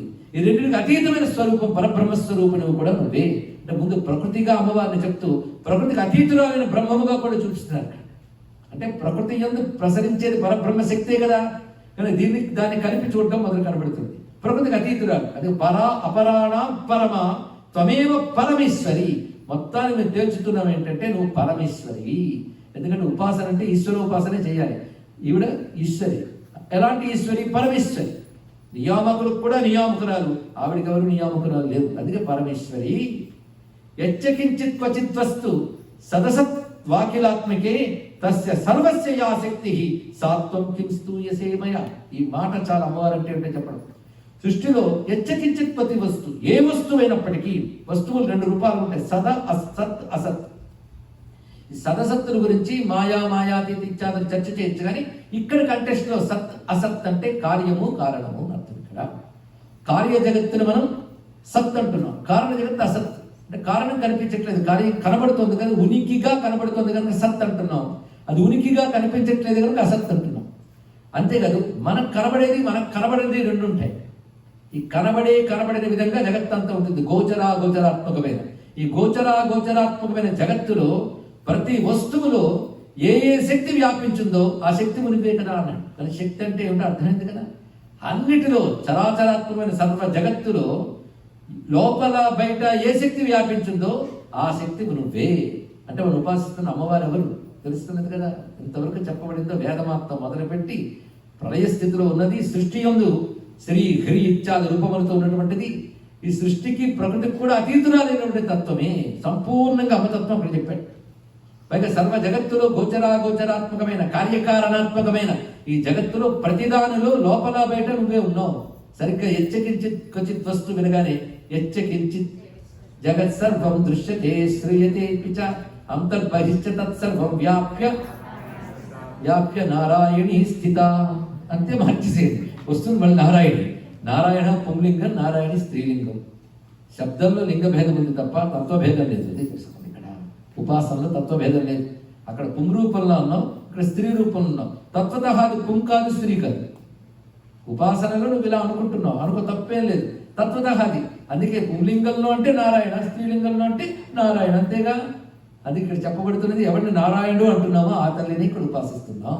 సర్వత్రా వ్యాపించిన శక్తి అని చెప్తూ, ఓ తల్లి, ఏ శక్తి చేత సృష్టి స్థితిలన్నీ జరుగుతాయో ఆ శక్తి ఎవరిదో ఆయన నిద్రలో ఉన్నాడు చూడు. సోపి నిద్ర అవసన్నీత కష్టం స్తోత్రం మహేశ్వర. సర్వత్రా శక్తి నిన్ను మేమే స్తుతిస్తాం. పైగా సర్వసమర్థుడైన ఆయనే యోగ నిద్రలో ఉంటే ఇంకా మేమే స్తోత్రం చేయగలమమ్మా? విష్ణువుకు శరీరం వచ్చిందన్నా, నాకు ఒక రూపం వచ్చిందన్నా, రుద్రుడు ఒక రూపాన్ని స్వీకరించాడన్నా, అది నీ శక్తి చేతనే కదా. భగవంతుడైనా ఏమి కావాలను భక్తాన్ని చెయ్యొద్దు అనుకోండి, ముందానికి ఎత్తడానికి చేతికి శక్తి కావాలి, తీర్చడానికి వరమలు తీర్చగలిగే శక్తి కావాలి. కానీ వారికి శక్తి ఉండవలసిందే కదా. అది విష్ణువు, బ్రహ్మ, రుద్రుడు, వీళ్ళు కార్యబ్రహ్మలు అంటారు. వీళ్ళని అంటే సృష్టి స్థితిలైన చేస్తూ ఉన్న పరమేశ్వరుని స్వరూపములే. మూడింటికి కారణమైన పరమాత్మను మనం నారాయణ శివ అని స్తుతిస్తాం, అది వేరే విషయం. ఈ ముగ్గురుగా ఉన్నది శక్తి వల్లనే కదా తల్లి. విష్ణు శరీర గ్రహణం అహం ఈశాన ఏవచ కారితాస్తే యథోతస్త్వం స్తోత్రం శక్తిమాన్ భవత్. అలాంటి నిన్ను ఎవరు స్తోత్రం చేయగలరు అని చెప్పి నమస్కారం చేసి, ఇదిగో మధుకేటుకుల గోల ఎలా ఉంది, ఇది మేల్కొనాలి, అది నువ్వే చూడు తల్లి అన్నాడు. అంటే ఇంత స్తోత్రం చేసి చివరికి ఏమన్నాడు, నేనేం స్తోత్రం చేయగలనమ్మా అన్నాడు. అది కావాల్సిందని. అంటే భగవంతుడి గురించి ఎంత చేసినా మనం సంపూర్ణంగా చెయ్యలేమని స్పృహ ఉండాలి. అది వినయం అనిపించుకుంటుంది. దానితోనే ఏదైనా చేయాలి. నేను ఎంత స్తోత్రం చేశానో, ఎంతసేపు పొద్దున్న గంట చేశానండి. నువ్వు ఈ బ్రహ్మదేవుడే అంటున్నాడు నా వల్ల ఏమవుతుందని. ప్రతి స్తోత్రంలో కూడా మనకి ఇది ఒక వస్తూ ఉంటుంది పదం, అదే తేలిగ్గా తీసి పారేస్తాం. కానీ అన్నవాడు భావం ఎంత గట్టుకుందో చూడాలి. దండకాల్లో కూడా నిన్నెంత నేనెంత వాడని అంటూ ఉంటాడు. వాడన్నాడు కదా మనం అనేస్తాం. కానీ ఆ ఇంప్లికేషన్ అప్పుడు ఆలోచించడు. బ్రహ్మదేవుడు అంతటి వాడే, అనిర్వచనీయా నువ్వు, నేను మాటలతో అనలేమమ్మా. అయితే నేను స్తోత్రం చేయాలి కానీ మాటలతో అంటున్నాం, కానీ ఈ మాటలకు నువ్వు ఇమిడిపోయేదానివి కావు. యథోవాచో నివర్తంతే అప్రాప్య వనసా సహా. అది నీ స్వరూపం అనే భావం అందులో కనబడుతుంది. కనుక ఎప్పుడైనా స్తోత్రం చేసేవాడికి ఆ సంస్కారం ఉండాలి. అందుకే మన పెద్దలందరూ కూడాను నిన్ను ఎవరు స్తుతించగలరు అంటూనే స్తోత్రాలు రాశారు. తింత బహుశా అనగలిగారు కనుక రాయగలిగారేమో. మహిమ్నప్పారంతే పరమ విదుషోయ జసదుసి అని మొదలు పెడతాడు ఆయన పుష్పదత్తులుగా. ప్రణంతం స్తోత్రం వా కథమ కృత పుణ్యం ప్రభవతి అంటారు శంకరులు. ఇలా ఉంటాయి భక్తి భావాలు ఇక్కడ కనబడుతుంటాయి. మొత్తానికి ఇలా స్తోత్రం చేయగానే అప్పుడు మధుకైడవ సంహారం కోసమే విష్ణువులోంచి నిద్ర బయటకు వచ్చింది. ఆయన నిద్ర ఒక రూపం ధరించి బయటకు వస్తుంది. ఎంత బాగుందో భావన చూడండి. ఎక్కడి నుంచి వచ్చింది? నేత్ర ఆస్య నాసిక బాగు ఉదయేభ్యస్తదోరస నిర్గమ్య దర్శనీయతస్థౌ. అతని యొక్క నేత్రముల నుంచి, నాసిక నుంచి, బాహువుల నుంచి, హృదయం నుంచి ఆ నిద్రాదేవి వెలికి వచ్చి బ్రహ్మదేవుడి ముందు కనబడుతుంది. బ్రహ్మణ అవ్యక్త జన్మన, ఎలా పుట్టాడో తెలియని బ్రహ్మదేవుడి ముందు అన్నారు. అందుకని స్వయంభూ అని పేరు ఆయనకి. ఆయన ముందు కనబడుతున్నది. ఎప్పుడైతే అలా తల్లి కనబడిందో ఆ రూపం ఎలా ఉంటుంటుంది ఇక్కడ వర్ణించలేదు. ఆయన స్తోత్రంలోనే వర్ణించాడు. ఖడ్గిని శూలిని ఇచ్చాడు. అప్పుడు వెంటనే నిద్రనిచ్చాడు. నిద్ర వదిలేసింది కదా. అంటే అమ్మవారి నిద్రారూపమా అంటే నిద్రారూపంలో బయటకు వచ్చింది, మెలకువ రూపంలో ఆయన తెలుసుకున్నాడు. అప్పుడు ఆయన లేచి వాళ్ళని చూశాడు. వెంటనే వాళ్ళకు కూడా సంతోషం ఉంది. ఎంతసేపు ఆ పెద్ద ముసలైన ఎంతసేపు అసలైన వాడి యుద్ధం లేచాడు కదా. ఆయన దగ్గరకు వచ్చారు. వచ్చి యుద్ధాన్ని మొదలుపెట్టారు. క్రోధ రక్తేక్షణావత్తం బ్రహ్మానంజనితోద్యమో. వెంటనే వాళ్ళు విష్ణు వద్దకు వెళ్ళగానే విష్ణు వాళ్ళతో యుద్ధం చేస్తున్నాడు. ఎన్నాళ్ళు చేశారంటే 5000 సంవత్సరాలు, పైగా దివ్య సంవత్సరాలు. ఇప్పుడు సంవత్సరాలు లెక్క పెట్టాలనుకున్నాయి ప్రళయ కాలంలో. కానీ ఒకవేళ లెక్క పెట్టగలిగితే దివ్య వర్ష శాస్త్రాలు మొత్తం 5000 సంవత్సరాలు చేశారు. 5000 అండి మేము నమ్మలేమంటే, నమ్మకపోతే ఎక్కువ కాలం అనుకో సరిపోయింది. ఎందుకంటే నీ లెక్కలు వేరు, వాళ్ళ లెక్కలు వేరు. కానీ బహుకాలం యుద్ధం జరిగింది. ఆ యుద్ధానికి తెంపు లేదు. అప్పుడు అమ్మవారిని మళ్ళీ ప్రార్థించాడు ఆయన. యుద్ధం ప్రారంభించే వరకు సందడి, ముగిసే వరకు మరో సందడి, రెండింటికి తొందరే బ్రహ్మగారికి. అందుకే ప్రారంభించి, అమ్మ ఏమిటమ్మా ఎప్పటికైనా తెంపు ఉందా అంటే నేను చూసుకుంటాను అని వాళ్ళ బుద్ధిని మార్చింది. ఈ కథను అర్థం చేసుకోగలిగితే అమ్మవారు ఎలా అనుగ్రహిస్తారు అంటే ఏదో ఠామ్మని ప్రత్యక్షం అక్కర్లేదు, బుద్ధిని మార్చింది చాలు ఇక్కడ. అందుకే నువ్వు ధియోయోనం ప్రచురిత అన్నారు. బుద్ధిని ప్రేరేపించమ్మా. సనో బుద్ధ్యా శుభయా సంయునక్తు బుద్ధి వ్యాన ప్రచోదయా. దేవి భాగవతంలో ప్రధానమంత్రంలోనే వస్తుంది. బుద్ధిని ప్రేరేపించే తల్లి. అందుకే వాడిని వీడిని మార్చడానికి నాన్న కుస్తీలు పట్టక్కర్లేదు. అందరి బుద్ధులు అమ్మ చేతిలో ఉన్నాయని అమ్మను ఒక్కరితో పట్టుకుంటే నీకు అనుగుణంగా ఎవరి బుద్ధినైనా ఆవిడ మార్చగలదు. కొట్టడానికి కత్తెత్తిన శత్రువైనా కత్తెదిచ్చి కాళ్ళు పట్టుకోగలడు. అలా బుద్ధిని మార్చగలిగే శక్తి అమ్మకుంది అని తెలుసుకుంటారు. అందుకే తెలివైన వాళ్ళు లోకాన్ని మార్చే ప్రయత్నం చేసి నానా అవస్థ పడతారు. అమ్మవారు ఆ లోకేశ్వరి పాదాలు పట్టుకుంటారు. ఎందుకంటే ఎవరు ఫ్యాన్ ఆపురా అన్నట్ట, తిరుగుతుంది ఫ్యాన్, వెంట కుర్చీ వేసుకుని తిరుగుతున్న ఫ్యాన్ ఆపాలని ఎలాగలగా నానాయాత్ర పడుతున్నాడు. కనపడుతున్న ఫ్యాన్ ఆపాలి, తిరుగుతుంది అంటే తిరుగుతున్న ఫ్యాన్ ఆపాలంటే తిరగని స్విచ్ ఆఫ్ చేయాలి. వాడు తెలివైన వాడు తెలుస్తుంది ఇక్కడ. అలాగే అమ్మవారిని పట్టుకుంటే ఇది కంట్రోల్ చేయొచ్చు. అది తెలివైన పని అండి ఇక్కడ. అది పాపం వీడు అన్ని వదిలి భగవంతుని పట్టుకున్నాడండి పాపం అంటుంటారు కొంతమంది. వాడే తెలివైన వాడు, ఎవరిని పట్టుకోలో పట్టుకున్నాడు. అది అమ్మవారిని పట్టుకోగానే అమ్మవారు ఏం చేశారంటే వాళ్ళు బుద్ధిని మార్చారు. కొంచెం మార్చగానే వాడి బుద్ధి ఎలా పనిచేస్తుందో చూడండి. తాపప్యతిబలోన్మత్తవు మహామాయా విమోహితవు. ఆ మాయ మోహాన్ని కలిగించగలదు, మోహాన్ని తొలగించగలదు. వాళ్ళకు మోహం కలిగింది, ఎదుట ఉన్న సత్యాన్ని గుర్తించలేకపోవడమే మోహం. అందుకే వాడికి విష్ణు మీద జాలి కలిగింది. మోహం యొక్క ఎక్స్ప్రెషన్ చూడండి. పాపం చాలా కాలం నుంచి ఒక్కడు ఇద్దరితో యుద్ధం చేస్తున్నాడు కదా, ఇద్దరు కదా వరమిద్దామా అన్నట్టు. భగవంతుడికి కూడా వరం ఇవ్వాలనిపించింది. భవేతా మధ్యమే దుష్టో మధ్య. ఎప్పుడైతే వాళ్ళు వరం ఇస్తే ఏదైనా వరం కోరుకో నీకు ఇస్తామని, కానీ విష్ణువు చిరునవ్వు నవ్వి ఒక్కడే వరం, నా చేతులు మీకు చావాలన్నాడు ఆయన. ఇంకా తెలియదు వాడు.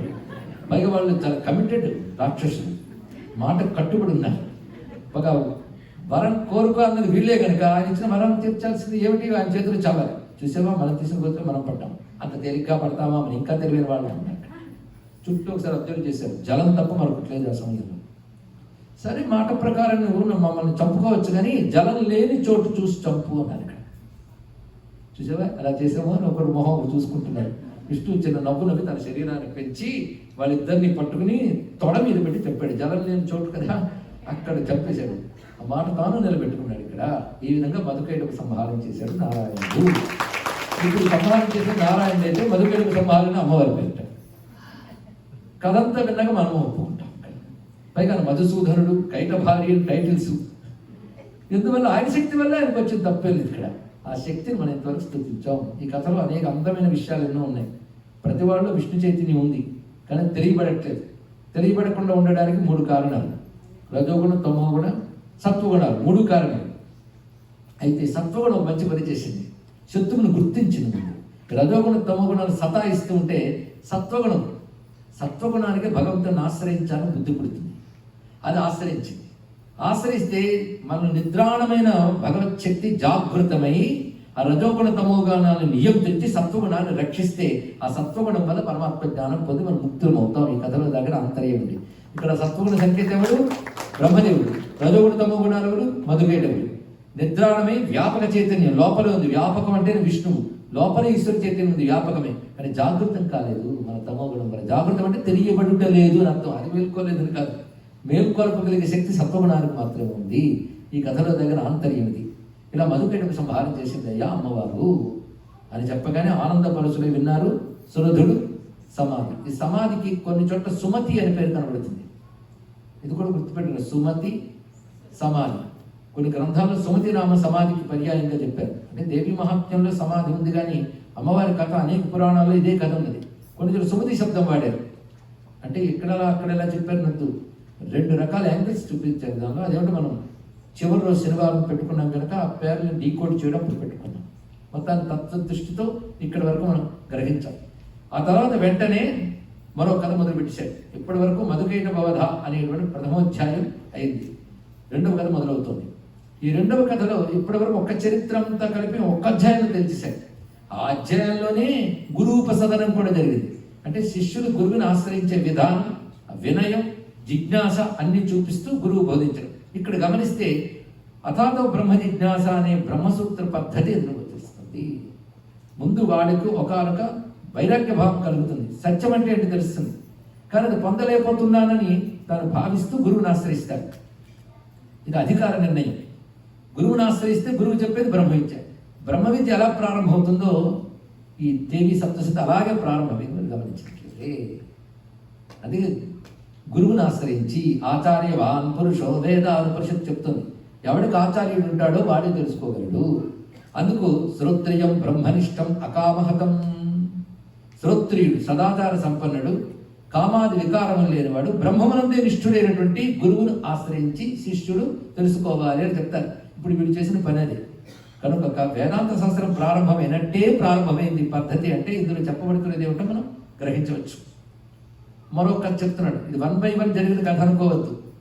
కాలంలో ఎన్ని మార్లు జరిగిందో కొన్ని పికప్ చేస్తున్నాడు, ఎంచుకుని చెప్తున్నాడు. ఎంచుకుని క్రమంలో పెట్టడంలో అద్భుతం ఉంది ఇక్కడ. ఆ క్రమం మనకు దొరికింది. ఉపాసన క్రమం కూడా ఆ విధంగానే వెళుతుంది. దేవాసురమహుయుద్ధం పూర్ణమబ్దశతం పురా. పూర్వం దేవతలకి అసురుడికి పెద్ద యుద్ధం జరిగింది. ఎన్నంటే 100 ఏళ్ళు జరిగింది అయ్యా అన్నాడు. 100 ఏళ్ళని వచ్చిందంటే అనంతకాలం, లెక్కలేనంత కాలం అని చెప్పుకుంటే చాలు. బహుకాల యుద్ధం జరిగింది.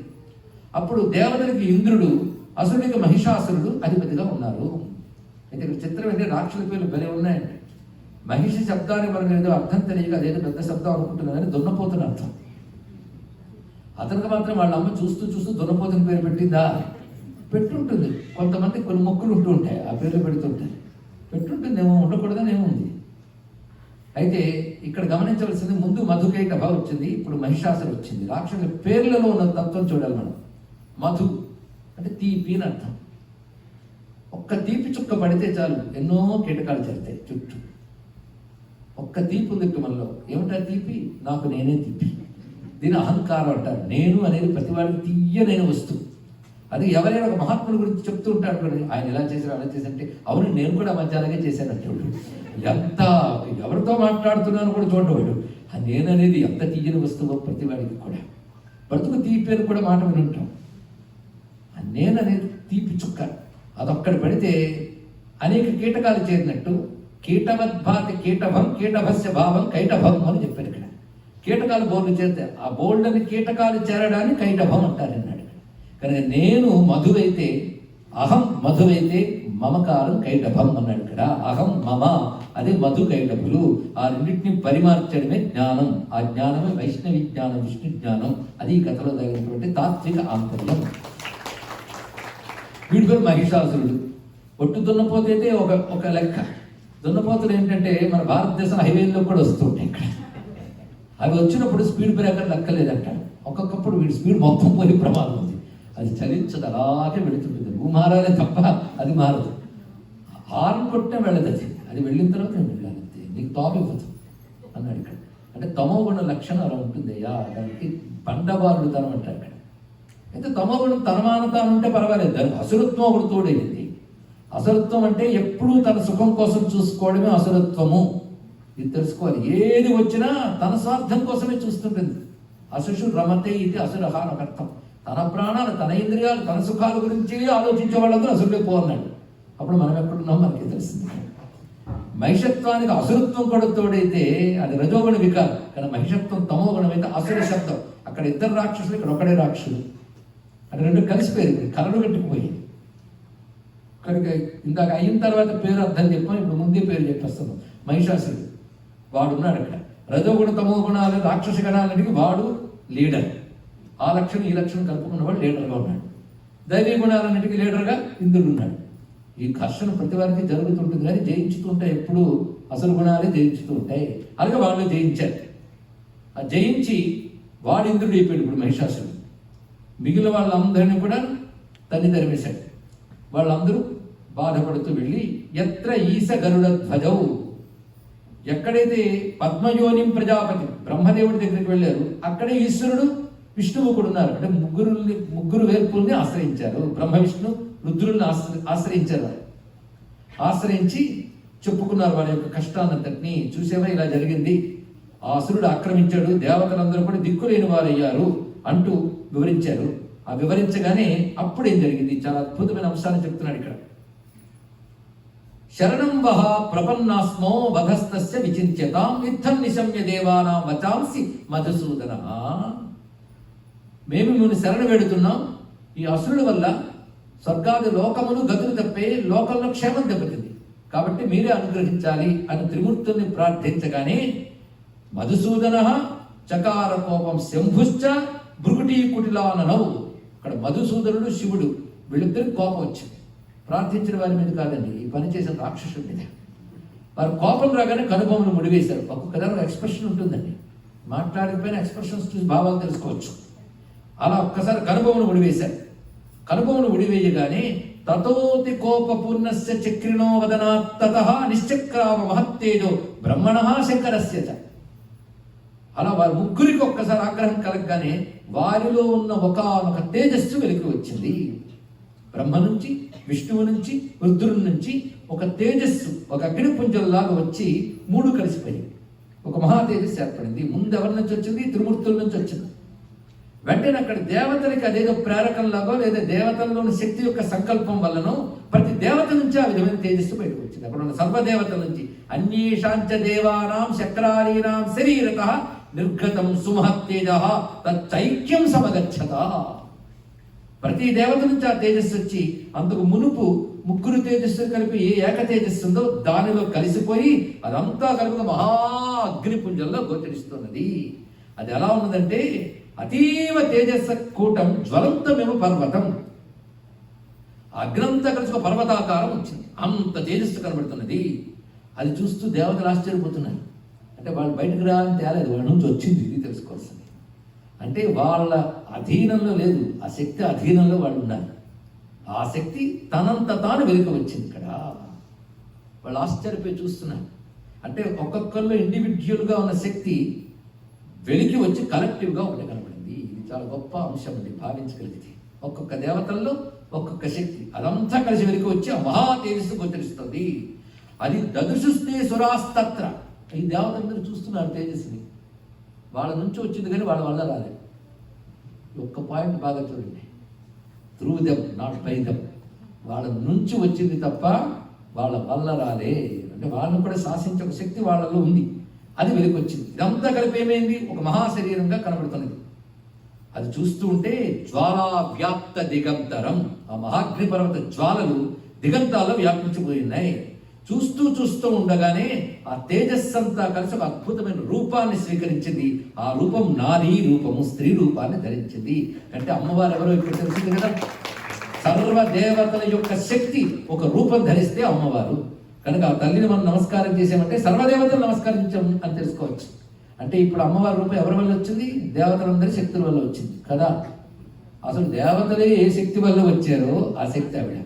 ఒక్కొక్క దేవత యందు ఒక్కొక్క శక్తిగా, ఇంద్రుని యందు ఇంద్రత్వంగా, అగ్ని యందు అగ్నిత్వంగా ఒక్కొక్క రూపంలో ఉంది. అందుకే ఆవిడకి సర్వదేవతల పేర్లు అమ్మవారికి ఉన్నాయి. చూడండి, ఒక దేవతకి అన్ని పేర్లు ఉండవు, కానీ అమ్మవారికి అన్ని దేవతల పేర్లు ఉన్నాయి. మీరే చెప్పగలరు. ఐంద్రి, బ్రాహ్మి, మాహేశ్వరి, కౌమారి, వైష్ణవి, కౌబేరి, వైనాయకి, ఇవన్నీ అమ్మవారికి శాస్త్రంలో ఉన్న పేర్లు. అంటే సర్వదేవతల పేర్లు స్త్రీలింగాలు అక్కడ వాడబడుతున్నాయి. అంటే శక్తి ఆ దేవతలో ఆ రూపంతో ఉన్నది. అప్పుడు ఆ పేరు వ్యవహరించారు. ఇప్పుడు శక్తి అంతా కలిపి వెలుకొచ్చింది. కలెక్టివ్ ఫోర్స్తో ఇప్పుడు ఎదుర్కోబోతున్నారు. ఆ కలెక్టివ్ ఫోర్స్ బయటకు వచ్చింది. ఇక్కడ వచ్చే సమూహ తేజస్సు గోచరిస్తున్నది. సర్వదేవతాత్మకమైన తేజస్సు. ఏకస్థం తదభూన్నారి వ్యాప్త లోకత్రయం ద్విష. మొత్తం తేజస్సు ఏకస్థమై ఏకీకృతమై మహాస్త్రీ రూపం ధరించి ఆ స్త్రీ నుంచి వర్చస్సు కాంతి పుంజాలు ముల్లోకాల్లో నిండిపోయి ద్విష, ఆ కాంతితో జగత్రయం ముల్లోకాలు వ్యాపించిపోయి ఉన్నాయి. ఎలాగ ఏర్పడింది అమ్మ తేజస్సు? అన్ని తేజస్సులతో వచ్చినప్పుడు ఏ తేజస్సు ఏ అవయవంలో ఉందో వర్ణిస్తున్నారు. దీన్ని బట్టి అమ్మ స్వరూప ధ్యానం మనకు తెలియాలి. ఎప్పుడైనా దేవతాకృతి అంటే మనలాంటి చర్మమాంస అస్థిమయమైన ఒక శరీరం అనుకోవద్దు. కొంతమంది అమ్మవారిని భావిస్తే తమలాంటి ఒక స్త్రీయో తమలాంటి పురుషుడో ఇలా అనుకుంటూ ఉంటారు. అది తప్పే. కానీ రూపాన్ని భావించడం ఏంటండి అనుకుంటారు, అది తప్పే. ఎందుకంటే ఎప్పుడైనా భగవద్ రూపం చూసేటప్పుడు మన పురాణములు వర్ణించిన రూపములు, ఉపాసనలు వర్ణింపబడ్డ రూపాలు మన కల్పనలు కావు, మన ఊహలు కావు. మహర్షులు తపశ్శక్తి చేత దర్శించారు. ఆ దర్శించిన రూపముల్లో ప్రధానంగా ఉండేవి తేజోమయాలు. ఆ తేజస్సు మంత్రమయం. మంత్రం అంటేనే ఒక్కొక్క మంత్రానికి ఒక దేవత ఉంటుంది కనుక దేవతామయం. మూడవది విశ్వ శరీరం. ఒకటి ఆ తేజస్సు అంతా మంత్రస్వరూపం, దేవత రూపం అంతా మంత్రస్వరూపం. ప్రతి అవయవం ఒక దేవతా స్వరూపం. ఇది అర్థమైతే ఆదిశంకరుడు సౌందర్య లహరిలో ఒక్కొక్క వర్ణాన్ని, ఒక్కొక్క అంగాన్ని వర్ణించారంటే అదేమిటంటే బ్రహ్మచారి ఒక స్త్రీ రూపాన్ని ఎలా వర్ణిస్తాడు అనేవాళ్ళు కనబడుతుంటారు. మనకి వికృత దృష్టి వీళ్ళది. అలాంటి వాడు కమలాకు చుట్టూ కుంకుమతో తీసుకుని అందులో అశ్లీల అర్థాలు వెతికి నోటుకొచ్చినట్టు మాట్లాడిన వాళ్ళు ఉంటూ ఉంటారు. ఒక వైద్యుడే ఒక శరీరాన్ని ఇతరుల్లా చూడే. వైద్య దృష్టి వేరు, కాముక దృష్టి వేరు. మరి దేవతా శరీరం చూడాలంటే దానికి ఒక విజ్ఞానం ఉండాలి. దాని పేరు మంత్ర విజ్ఞానం. కానీ దేవతా శరీరంలో ఒక భాగాన్ని నువ్వు భావిస్తున్నావంటే అక్కడున్న ఒక దేవత శక్తిని నువ్వు అనుసంధానం చేసుకుంటున్నావు, అక్కడ మంత్రశక్తిని అనుసంధానం చేస్తున్నావు. అది తెలియడం కోసం ఈ వర్ణన పనికొస్తుంది, ధ్యానం కోసం. అమ్మవారి యొక్క స్వరూపంలో ఏ అవయవంలో ఏ దేవతా స్వరూపం భాషిస్తుందో ప్రధానంగా కొన్ని చెప్పారు. ఇంకా దేవతలందరూ కనుక మిగిలినవన్నీ కూడా ఉపాంగములుగా భావించవచ్చు. ప్రధానాంగముల రూపం చెప్తున్నారు ఇక్కడ. యదహు ఛాంబవం తేజ తేనాదాయత తన్ముఖం. శివుని యొక్క తేజస్సు నుంచి అమ్మ ముఖం ఏర్పడింది. యముని యొక్క తేజస్సు నుంచి కేశములు ఏర్పడ్డాయి. బాహవో విష్ణు తేజస, బాహువులు విష్ణు తేజస్సు నుంచి ఏర్పడ్డాయి. చంద్ర తేజస్సు నుంచి అమ్మవారి వక్షస్థలం ఏర్పడింది. చంద్రుడు అమృత స్వరూపుడు కదా, జగత్తును పోషించగలిగే అమ్మ వక్షస్థలం అమృత స్వరూపుడిని చంద్రుడి తేజస్సు నుంచి వచ్చింది అని చెప్పడంలో ఔచిత్యం భావించాలి. మధ్యం చైంద్రేణ, అమ్మవారి యొక్క నడుము భాగం ఇంద్రుడి యొక్క శక్తి. వారుణేనచ, వరుణ శక్తితో జంఘలు ఊరుగులు అంటే కాలి పిక్కలు తొడలు ఏర్పడ్డాయి. నితంబహ, పిరుదుల భాగం భూమి యొక్క తేజస్సుతో ఏర్పడింది. పృథ్వీ విస్తారే అని భూమికి పేరు. ఆ విస్తార లక్షణం చూపిస్తున్నారు. బ్రహ్మణ తేజస పాదవు, బ్రహ్మదేవుడి తేజస్సుతో పాదములు ఏర్పడ్డాయి. ఆ అంగుళులు వేళ్ళు సూర్యుని తేజస్సుతో ఏర్పడ్డాయి. అర్క తేజస. వసువునాంచ కరాంగుళ్య, వసువులు అనబడే దేవతల తేజస్సుతో అమ్మవారి చేతి వేళ్ళు ఏర్పడ్డాయి. కౌబేరుడు అంటే కుబేర శక్తితో నాసిక ఏర్పడింది. ఇక దంతములు ప్రజాపతుల తేజస్సుతో ఏర్పడింది. 3 కళ్ళు కూడా అగ్ని తేజస్సుతో ఏర్పడ్డాయి. అమ్మవారికి నేత్రత్రయం, అందుకే నయనత్రయం జజ్ఞే తథా పావక తేజస. భ్రువౌచ సంధ్యయోస్తేజ, కనుబొమలు ముడి ప్రాంతం సంధ్యాదేవతా రూపము. శ్రవణావనిలస్య చ, చెవులు యందు వాయుదేవుడు. అన్యేషాంచైవ దేవానం సంభవస్తేజసాం శివ, అలాగే ఇతర అవయవములందు ఆయా దేవతల రూపములు ఉన్నాయని చెప్పాడు. ప్రధానంగా ఇవి చెప్తూ మొత్తానికి తత సమస్త దేవానాం తేజోరాశి సముద్భవా, ఒక మహాస్వరూపం ఏర్పడింది. అలా తల్లి అక్కడ నిలబడితే వెంటనే ఇక్కడ దేవతలందరూ ఏం చేశారంటే అమ్మవారికి కానుకలు ఇస్తున్నారు. వీటి కానుకలు అంటారు, పూజలు అంటారు, సమర్పణలు చేస్తున్నారు. ఒక్కొక్కరు ఒక్కొక్కటి ఇస్తున్నారు. ముందుగా ఇచ్చినవాడు శివుడు. ఏమి ఇచ్చాడంటే శూలాం వినిష్కృష్య, తన సోలం నుంచి సోలం తీశాడు. సోలం నుంచి సోలం తీయడం అంటే దీపం నుంచి దీపం వెలిగించడం. ఇది చెప్పడంలో విశేషం ఏంటంటే ఈ దీపం వెలిగించగానే మొదటి దీపం ఏం కాదు, అలాగే ఉంది. అలాగే సోలంలోంచి శక్తి అంటే తనలోంచి శక్తి లాగా ఆయుధాల్లోంచి శక్తి వస్తుంది. ఆయుధం ఏ ఆకారం ఉండేదో అదే ఆకారంతో శక్తి వస్తుంది. ఇప్పుడు అమ్మవారి చేతులకు ఆయుధాలు పెడుతున్నాయి చూడండి. అంటే సర్వదేవతల ఆయుధాలు ఉన్నాయి. ఆయుధాలు చూసినప్పుడు అందరి దేవతలు అమ్మవారి రూపమే తెలియాలి. ఇది 18 చేతులతో ఉన్న మహారూపం. ఈ తల్లిని ఉపాసనా సంప్రదాయంలో మహాలక్ష్మి అంటారు. అక్షస్ర పరశుం గణేషు పులిశం అంటూ దీనికి జానశ్లోకం కూడా మంత్రశాస్త్రం చెప్తోంది. దేవి మహాత్మ్యంలో లేకపోయినా పారాయణ చేస్తాం. అక్షస్రం పరశుం గణేషు పులిశం పద్మం ధనుకుండికాం దండం శక్తి వసించ చర్మజలజం ఘంటాం సురాభాజనం శూలం పాస సుదర్శనే దహతిం హస్తై ప్రవాళ ప్రభా సేవే శైరిభమర్దిని ఇహ మహాలక్ష్మి సరోజస్థితాం. మహిషాసుర మర్దిని అంటే ఈ తల్లి, ఇంకా మర్దనం చేయలేదు, వచ్చింది ఆ తల్లి. శూలాన్ని ఇచ్చినవాడు శివుడు. అదేవిధంగా పినాకధృత్ శూలమిస్తే చక్రంచ దత్తవాన్ కృష్ణ సముత్పాట్య స్వచక్రత, తన చక్రం నుంచి చక్రం తీసిచ్చాడు కృష్ణుడు అనగా నారాయణుడు. వరుణుడు శంఖాన్ని ఇచ్చాడు, అగ్నిదేవుడి శక్తిని ఇచ్చాడు. వాయుదేవుడు చాపాన్ని అనగా ధనుస్సుని బాణపూర్ణే తథేషుధి, బాణములు నిండిన అమ్ముల పొదుల్ని ఇచ్చాడు. వజ్రం ఇంద్ర సముత్పాఠ్య, ఇంద్రుడు తన వజ్రాయుధం నుంచి వజ్రాయుధం తీసి ఇచ్చాడు. ఆ సహస్రాక్షుడే ఐరావతం యొక్క మెడలోని గంటను తీసి అమ్మవారికి ఇచ్చాడు. ఆ గంటను కూడా చేతిలో పట్టుకున్నాడు. ఇక యముడు కాలదండాన్ని ఇచ్చాడు, వరుణుడు పాశాన్ని ఇచ్చాడు, ప్రజాపతి అక్షమాలను ఇచ్చాడు, బ్రహ్మ కమండలునిచ్చాడు. ఇక సూర్య భగవానుడు తన సమస్త తేజస్సుని అమ్మవారు రోమకూపాలో నింపాడు. ఇందాక సూర్యుడు అంగుళులు ఎందున్నాడు అని చెప్పారు. ఇప్పుడు ఇది కూడా చెప్పారంటే ఒకే దేవుడు 2 ఇచ్చినట్లుగా కూడా మనం తెలుసుకోవచ్చు.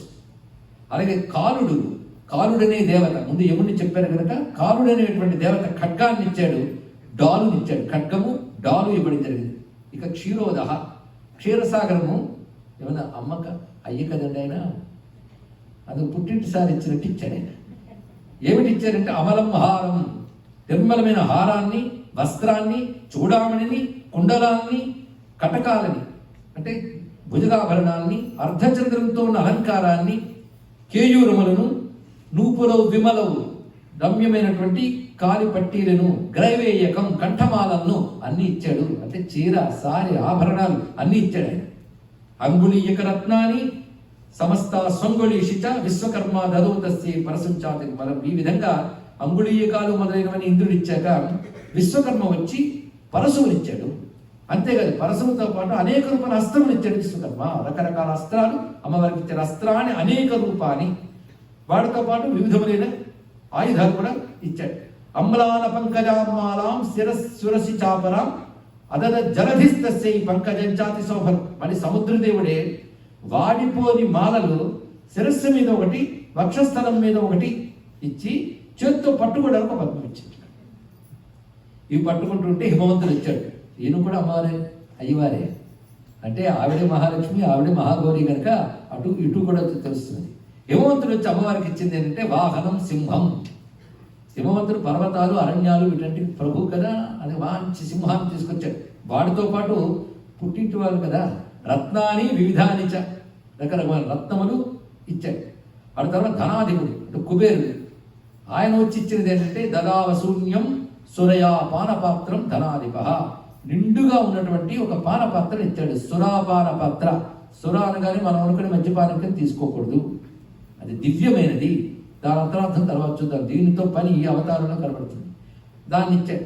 ఇక శేషశ్చ సర్వనాగేశో, సర్వ నాగులకు అధిదేవతైన శేషుడు వచ్చి మహామణుల్ని, నాగహారముని ఇచ్చాడు. ఆ తర్వాత భూదేవి కూడా వివిధమైన ఆయుధాలు ఇచ్చినది. ఇలా వివిధమైన దేవతలు వివిధమైన భూషణములు అమ్మవారికి సమర్పించారు. ఆయుధాలు, భూషణములు ఇవన్నీ ఇచ్చారు. వివిధములైన దేవతలు ఇంకా ఇచ్చారన్నారు. కొంతవరకు లిస్టు చెప్పి, అంటే ఎన్ని ఆ తల్లి వద్ద ఉన్నాయో సర్వదేవతల శక్తులు, వాళ్ళ ఆయుధ శక్తులు, వాళ్ళ ఆభరణముల శక్తులు కూడా అమ్మవారిని చేరుకున్నాయి.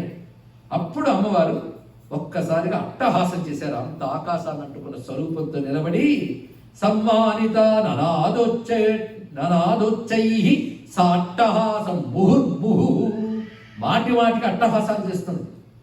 బిగ్గరగా నవ్వుతుంటే ఆ నవ్వులకి ఆకాశమంతా ప్రతిధ్వనించి ఒక క్షోభ ఏర్పడింది.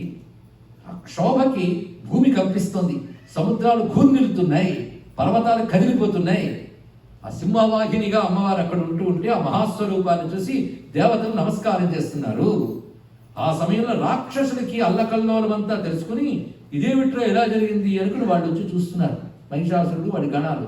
అప్పుడు అమ్మవారు ఎలా కనబడుతున్నారంటే సదదర్శతతో దేవీం వ్యాప్తలోకత్రయాద్విష పాదాక్రాంచానత భువం కిరీటోల్లిఖితాంబరం క్షోభితాశేష పాతాళాం ధనుర్జానిస్వనేన చ దిశో భుజ సహస్రేణ సమంతాద్వ్యాప్య సంస్థితం తత ప్రవృతే యుద్ధం తయా దేవ్యాసురద్విషాం. ఆ పాదములతో మరి భూమి కనిపించట్లేదు, అంటే పాదములు భూమినంతటి నింపేశాయి. ఆ తర్వాత కిరీటం ఆకాశాన్ని కనబడినివ్వట్లేదు, అంటే అంత దాకా ఉన్నది ఆ రూపం. కిరీట ఉల్లిఖిత అంబరం, ఆకాశాన్ని అంటుకున్నట్టు, ఆకాశాన్ని రాసుకున్నట్టు ఉన్నది ఆ కిరీటము, అంత స్వరూపము. ఇక ఆవిడ నిలబడిన తిరిగి పాతాళం క్షోభిస్తుంది. దానికి తోడు వింటి నారి ఒక్కసారి సాగదీసి మోగించింది ఆ తల్లి. ఒక్కడ తన యుద్ధ సన్నద్ధానికి తెలియజేస్తూ వింటి నారిని మీటగానే ధనుర్జానిస్వనేనట, దానితో పాతాళం మొదలైన సర్వలోకాల్లో ఒక ప్రకంపనం బయలుదేరింది. చేతుల్లో దిశో భుజ సహస్రేణ, వేల కొలది చేతులతో సమస్తం వ్యాపించి కనబడుతుంది. ఈ చెప్పడంలో అటు ఆకాశమా, అమ్మ కిరీటమే, ఆకాశం కనిపించట్లేదు. ఇటు ఈ స్థితి చూసేటప్పటికల్లా అమ్మ తప్ప మరొకట్లేదు. నడుమ కూడా మొత్తం అమ్మే, తన చేతులతో దిగంతాలు వ్యాపించబోయింది. సర్వము తన స్వరూపంగా సింహవాహినిగా అమ్మ గోచరిస్తూ ఉంటే అప్పుడు యుద్ధం ప్రారంభమైనది. ఆ రాక్షసులకి, జగన్మాతకి యుద్ధం మొదలవుతున్నది. ఈ యుద్ధంలో విశేషం ఏంటంటే అమ్మ ఒక్కరే యుద్ధం చేస్తారు. యుద్ధం అంతా తర్వాత అధ్యాయంలో మళ్ళీ మారుతుంది. మొదటి అధ్యాయంలో తాను నేరుగా యుద్ధం చేయకుండా విష్ణువు చేత చేయించడం కనబడుతుంది, అయినా అది ఆవిడదే. రెండవది తానే యుద్ధం చేస్తుంది, కానీ ఒక్కరే. తర్వాత అధ్యాయం తర్వాత చూద్దాం. ఒక్కొక్క దానిలో ఒక్కొక్క ప్రత్యేకత కనబడుతుంది. ఆ యుద్ధంలో ఎన్ని రకాలుగా రాక్షస సైనికులు, సేనాధ్యక్షులు ఉన్నారో 2 అధ్యాయాలు అది అయిపోతుంది. ద్వితీయాధ్యాయం ఒకటి, తర్వాత అధ్యాయంలో ఇవి అయిపోతాయి ఇంచుమించు. ఆ రాక్షసుల పేర్లు ఉన్నాయి, అంత గొప్పగా గుర్తుపెట్టుకోవాల్సిన పేర్లు ఏం లేవు. కానీ బిడాలుడు, చిక్షురుడు, అసిలోముడు ఇలాంటి పేర్లతో చాలామంది రాక్షసులు, సేనాధ్యక్షులు. వాళ్ళని అమ్మవారు కొట్టిన తీరు బలి ఉంటుంది, ఒక్కొక్కరిని ఒక్కొక్క విధంగా. అది పుస్తకం చదువుకుంటే చాలు. ఇక్కడ చెప్పరు ఎవరిని ఎలా కొట్టిందో చెప్తూ కూర్చుంటే అలాగా మొత్తం అందరూ దెబ్బలు తిన్నారు మాత్రం కరెక్ట్. మొత్తం ఈ కథలు మీరు గమనించితే అమ్మవారికి ఒక్క దెబ్బ తగలదండి, అదేదో చిత్రం. ఆవిడ మాత్రం వీళ్ళందరూ కొడుతూ ఉంటుంది. దీని అర్థం ఏంటంటే అచ్చేద్యోయం అదాహ్యోయం అక్లేద్యోయమైన ఆత్మశక్తి ఏదో అది ఆ తల్లి, అది ఛేదింపబడదు, దెబ్బతినదు. అది నాలో ఆంతర్యం. మొత్తానికి ఆ యుద్ధం అద్భుతం. ఇదంతా ఎందుకు వర్ణిస్తున్నాడంటే అమ్మని వర్ణించడమే, యుద్ధం వర్ణించడం కాదు. యుద్ధం చేస్తున్నప్పుడు అమ్మ ఎన్ని రకాలుగా అద్భుతంగా తన లీలను చూపిస్తున్నదో అది భక్తుడు తలంచుకుని ఆనందిస్తాడు. అంతేగాని ఇందులో ఒక రహస్యం ఉంది. ఒక్కొక్క అసుర శక్తి అంటే ప్రధానంగా మనం మహిషాసురుని చెప్పిన రజోగుణ తమోగుణాలు కరడుగట్టినటువంటి ఆ విద్య ఏదైతే ఉందో దాని ఎక్స్ప్రెషన్స్ చాలా ఉంటాయి. రజోగుణ తమోగుణాల నుంచి వాళ్ళే ఒక్కొక్క రాక్షసులు. వాళ్ళని కొట్టేటప్పుడు అమ్మవారు బహువిధాలుగా కొడుతుంది. ఒక్కొక్క దుర్గుణాన్ని కొట్టే తీరు ఒక్కొక్కటి. అందుకే ఇందులో ఉన్నవన్నీ అమ్మవారి ఆయుధాలు ప్రయోగించడం, ఒకడి మీద గద, ఒకడి మీద బాణం, ఒకడి మీద శూలం, ఇవన్నీ కూడా మంత్ర సంకేతాలు, అమ్మవారి మంత్రస్వరూపాలు. అందుకే ఆ పారాయణ చేసేటప్పుడు ఒక్కొక్క అసురుణ్ణి ఆయుధంతో కొట్టిందని కూడా పారాయణ చేసి స్వాహ ఎందుకు వేయడం అంటే ఆ అసురుణ్ణి కొట్టిన అమ్మవారి శక్తిని ఉపాసించడం ఇక్కడ. అది దీనిలో ఆంతర్యం. అందుకే ఇవేవి తగ్గించడానికి లేదు. అంతా తీసేయంటే పారాయణప్పుడు మాత్రం తగ్గించకూడదు, చెప్పేటప్పుడు మనం తగ్గించుకోవచ్చు. ఇన్ని రకాలుగా యుద్ధం జరుగుతుంది. ఎప్పుడైతే ఈ అధ్యాయం మొత్తం కూడా మహిషాసుర సైన్య వధ, మొత్తం సైన్యం అంతా దెబ్బతినేసిందండి. ఏదో తన కోసం అరకొరగా పెట్టుకుని కొంత సైన్యం మిగిలింది. ఎవరికి? మహిషాసుడికి ఉక్రోషం వచ్చింది, కోపాత్ మహా కోపంగా వచ్చి ఒక్కసారిగా ధనుసు సంధించి శరవర్షం అమ్మవారిని కురిపించాడు. బాణాల పరంపర కురిపించాడు. ఎలా కురిపించాడంటే మేరు పర్వతంపై వర్షం పడ్డట్టు పడింది అని వర్ణన చేశారు. ఇక్కడ వాడు వేసిన బాణ పరంపర మేరు పర్వతంపై వర్షం పడ్డట్టు కలుగుతుంది. ఎంత వర్షం పడితే మేరు పర్వతం చలించదు, అమ్మవారు అలా నిలబడ్డారని చెప్పడం. ఆ విధంగా ఉంటే వాడు ధనుస్సును అమ్మవారి ముందు ఛేదించాడు. ఆ తర్వాత వాడు రకాల ఆయుధాలు తీసుకురావడం, అమ్మ ఛేదించడం, ఇదే కనబడుతుంది. కొంతసేపు అయ్యేటప్పటికల్లా వాడు ఆయుధాలు దెబ్బతింటున్నప్పుడు వాడు ఉక్రోషం వచ్చి ఒక పెద్ద అసలు రూపం చూపించాడు. అదేది? మహిష రూపాన్ని చూపించి శృంగాభ్యాం పర్వతానుష్టాం చిక్షేప జననాదచ వేగ భ్రమణ విక్షున్నా మహీతస్య విశీర్యత సోపి కోపాన్ మహావీర్య ఖురక్షున్న మహీతలః. కురము అంటే గిట్టలు, దున్నపోత ఆకారం ధరించాడు. ఒక్కసారి వాడి పేరుకి తగ్గ రూపం. దాంట్లో పడిమ నేల మీద కొట్టగానే నేల నుంచి దుమ్ము రేగింది. దానికి తోడు ఆ శృంగములు కొమ్ములతో ఆ పర్వతాన్ని ఢీకొంటున్నాడు, ఆ రాళ్ళను తీసి విసురుతున్నాడు. ఇలాగా చేస్తూ భయంకరమైనటువంటి శ్వాసలు విడిచిపెడుతున్నాడు. ఇది చూస్తూ అమ్మ మహా కోపంతో అతన్ని దెబ్బతీయాలి, పాశం వేసింది. ఎందుకంటే దున్నపోతొస్తే తాడుతో కట్టాలి కదా. ఆ పాశం వేయగానే వెంటనే ఆ రూపం మార్చి సింహరూపం ధరించాడు. ఆ సింహరూపం ధరించి చేసిన పని ఏమిటి అంటే తిన్నగా వెళ్ళి అక్కడ ఏనుగుని సింహరూపం ధరించి వెళుతున్నాడు. సింహరూపం ధరించి వెళుతుంటే అమ్మవారు అతన్ని ఒక్క దెబ్బ కొట్టగానే వాడు ఏనుగు రూపం ధరించాడు. ఆ ఏనుగు రూపం ధరించి సింహం వద్దకు వెళ్ళి తొండంతో చుట్టేద్దాం అనుకున్నాడు. ఏ సింహాన్ని? అమ్మవారి సింహాన్ని తొండంతో చుట్టాలనుకున్నాడు. వెంటనే అమ్మవారి ఖడ్గంతో వాడు తొండాన్ని దొరికాడు. ఇంకా వాడు మహాకోపం వచ్చి మళ్ళీ దున్నపోతు రూపం ధరించాడు. ఒక్క సమయంలో ఎన్ని రూపాయలు ధరించాడో గమనించాడు. అంటే అసుర ప్రవృత్తి ఎన్ని పశు వృత్తుల్ని చూపిస్తున్నాడు. పశు ప్రవృత్తులు. మనలో సింహాలు ఉన్నాయి, మనలో నక్కలు తోడేళ్ళు ఎన్ని ఉంటాయో. అది కూడా తోడేలు బుద్ధి, నక్క బుద్ధి తిరుగుతూ ఉంటాం లోకంలో. ఇవన్నీ అవిద్య వల్ల వ్యక్తమయ్యే ప్రవృత్తులు. ఇక్కడ పశుత్వం అంటే అజ్ఞాన రూప ప్రవృత్తులు ఇవన్నీ. ఆ సింహం కానీ, మదించిన ఏనుగు కానీ, అంతకుముందు దున్నపోతు కానీ, ఇవన్నీ కూడా సంకేతాలుగా కనబడుతున్నాయి కదా. ఇవన్నీ ఒకే రాక్షసుడి యొక్క స్వరూపాలు. అంటే ఒకే రజోగుణ తమోగుణ వికారాలు మనలో రకరకాల భావాలుగా వస్తాయని తెలుసుకోవాలి. అలా వచ్చినప్పుడు ఆ మాహిష రూపం ధరించగానే వాడు భయంకరంగా విజృంభిస్తున్నాడు. కానీ అమ్మవారు ఏం కలవరపాటు లేకుండా చేతిలో ఉన్న పాత్ర షిఫ్ట్ చేస్తున్నారు. కుబేరుడు ఇచ్చాడుగా మధుపాత్ర, అది పానం చేస్తున్నారు. తతక్రుద్ధ జగన్మాత చండికా పానముత్తమం పపౌ పునఃపునశ్చైవ. తాగుతూ ఉండగా అమ్మవారి కళ్ళు ఎర్రబడ్డాయి. జహాస అరుణలోచన, ఒక్కసారి ఎర్రబడ్డాయి. వాడు వెంటనే ఆ కోపంతో విషాణాభ్యాం చిక్షేప చండికాం ప్రతిభూధరాం. వాడు మహాభయంకరమైన వృషభం కాదు, మహిషం. ఆ మహిషంతో ఆ కొమ్ములతో పర్వతాన్ని తీసి విసురుతున్నట్టు అమ్మవారి. ఆవిడ మాత్రం నిశ్చలంగా నిలబడింది. మరి అంత స్వరూపం మీద కొండలు విసిరాలంటే ఎంత పెద్ద దున్నపోతూ ఊహించవచ్చు. అసలు ఏమి రమ్యమైన చిత్రం అండి ఇక్కడ చూస్తుంటే. అందుకే ఒక మహానుభావుడు ఉన్నాడు, పురాణాలు నిజంగా జరిగిన అద్భుతాలు, కల్పితాలు అయితే మహాద్భుతాలు అన్నాడు. లేకపోతే ఏమిటి ఆశ్చర్యం, అందులోనే తత్వ సంకేతాలా, అందులోనే పిల్లలకు కూడా ఉత్సాహపరిచే యుద్ధ ఘట్టాలా. ఇలాంటి యుద్ధ ఘట్టం ఏ బాలీవుడ్ ఫిల్మ్ తీయగలదండి. ఇక్కడ ఊహించడానికి అంత అద్భుతంగా కనబడుతున్నది. అది తీయాలంటే బాహుబలం చాలా కావాల్సి వస్తుంది. సరే, మొత్తానికి అలా విసురుతున్నాడు వాడు. కొండలనే కొమ్ములతో విషాణాభ్యాంచ చిక్షేప చండికాం ప్రతిభూధరా, అమ్మవారికి విసురుతున్నాడు. ఆవిడ విసురుతున్న వాడిని చూస్తూ నవ్వుతోంది ఆవిడ. పైగా ఆవిడ గర్జన చేస్తున్నాడు, భయంకరమైన దున్నపోత గర్జన. అది చూసి గర్జ గర్జ క్షణం మూఢ మధు యావత్ పిబామ్యహం మయాత్వ హతేత్రైవ గర్జిష్యంతి అసుదేవత.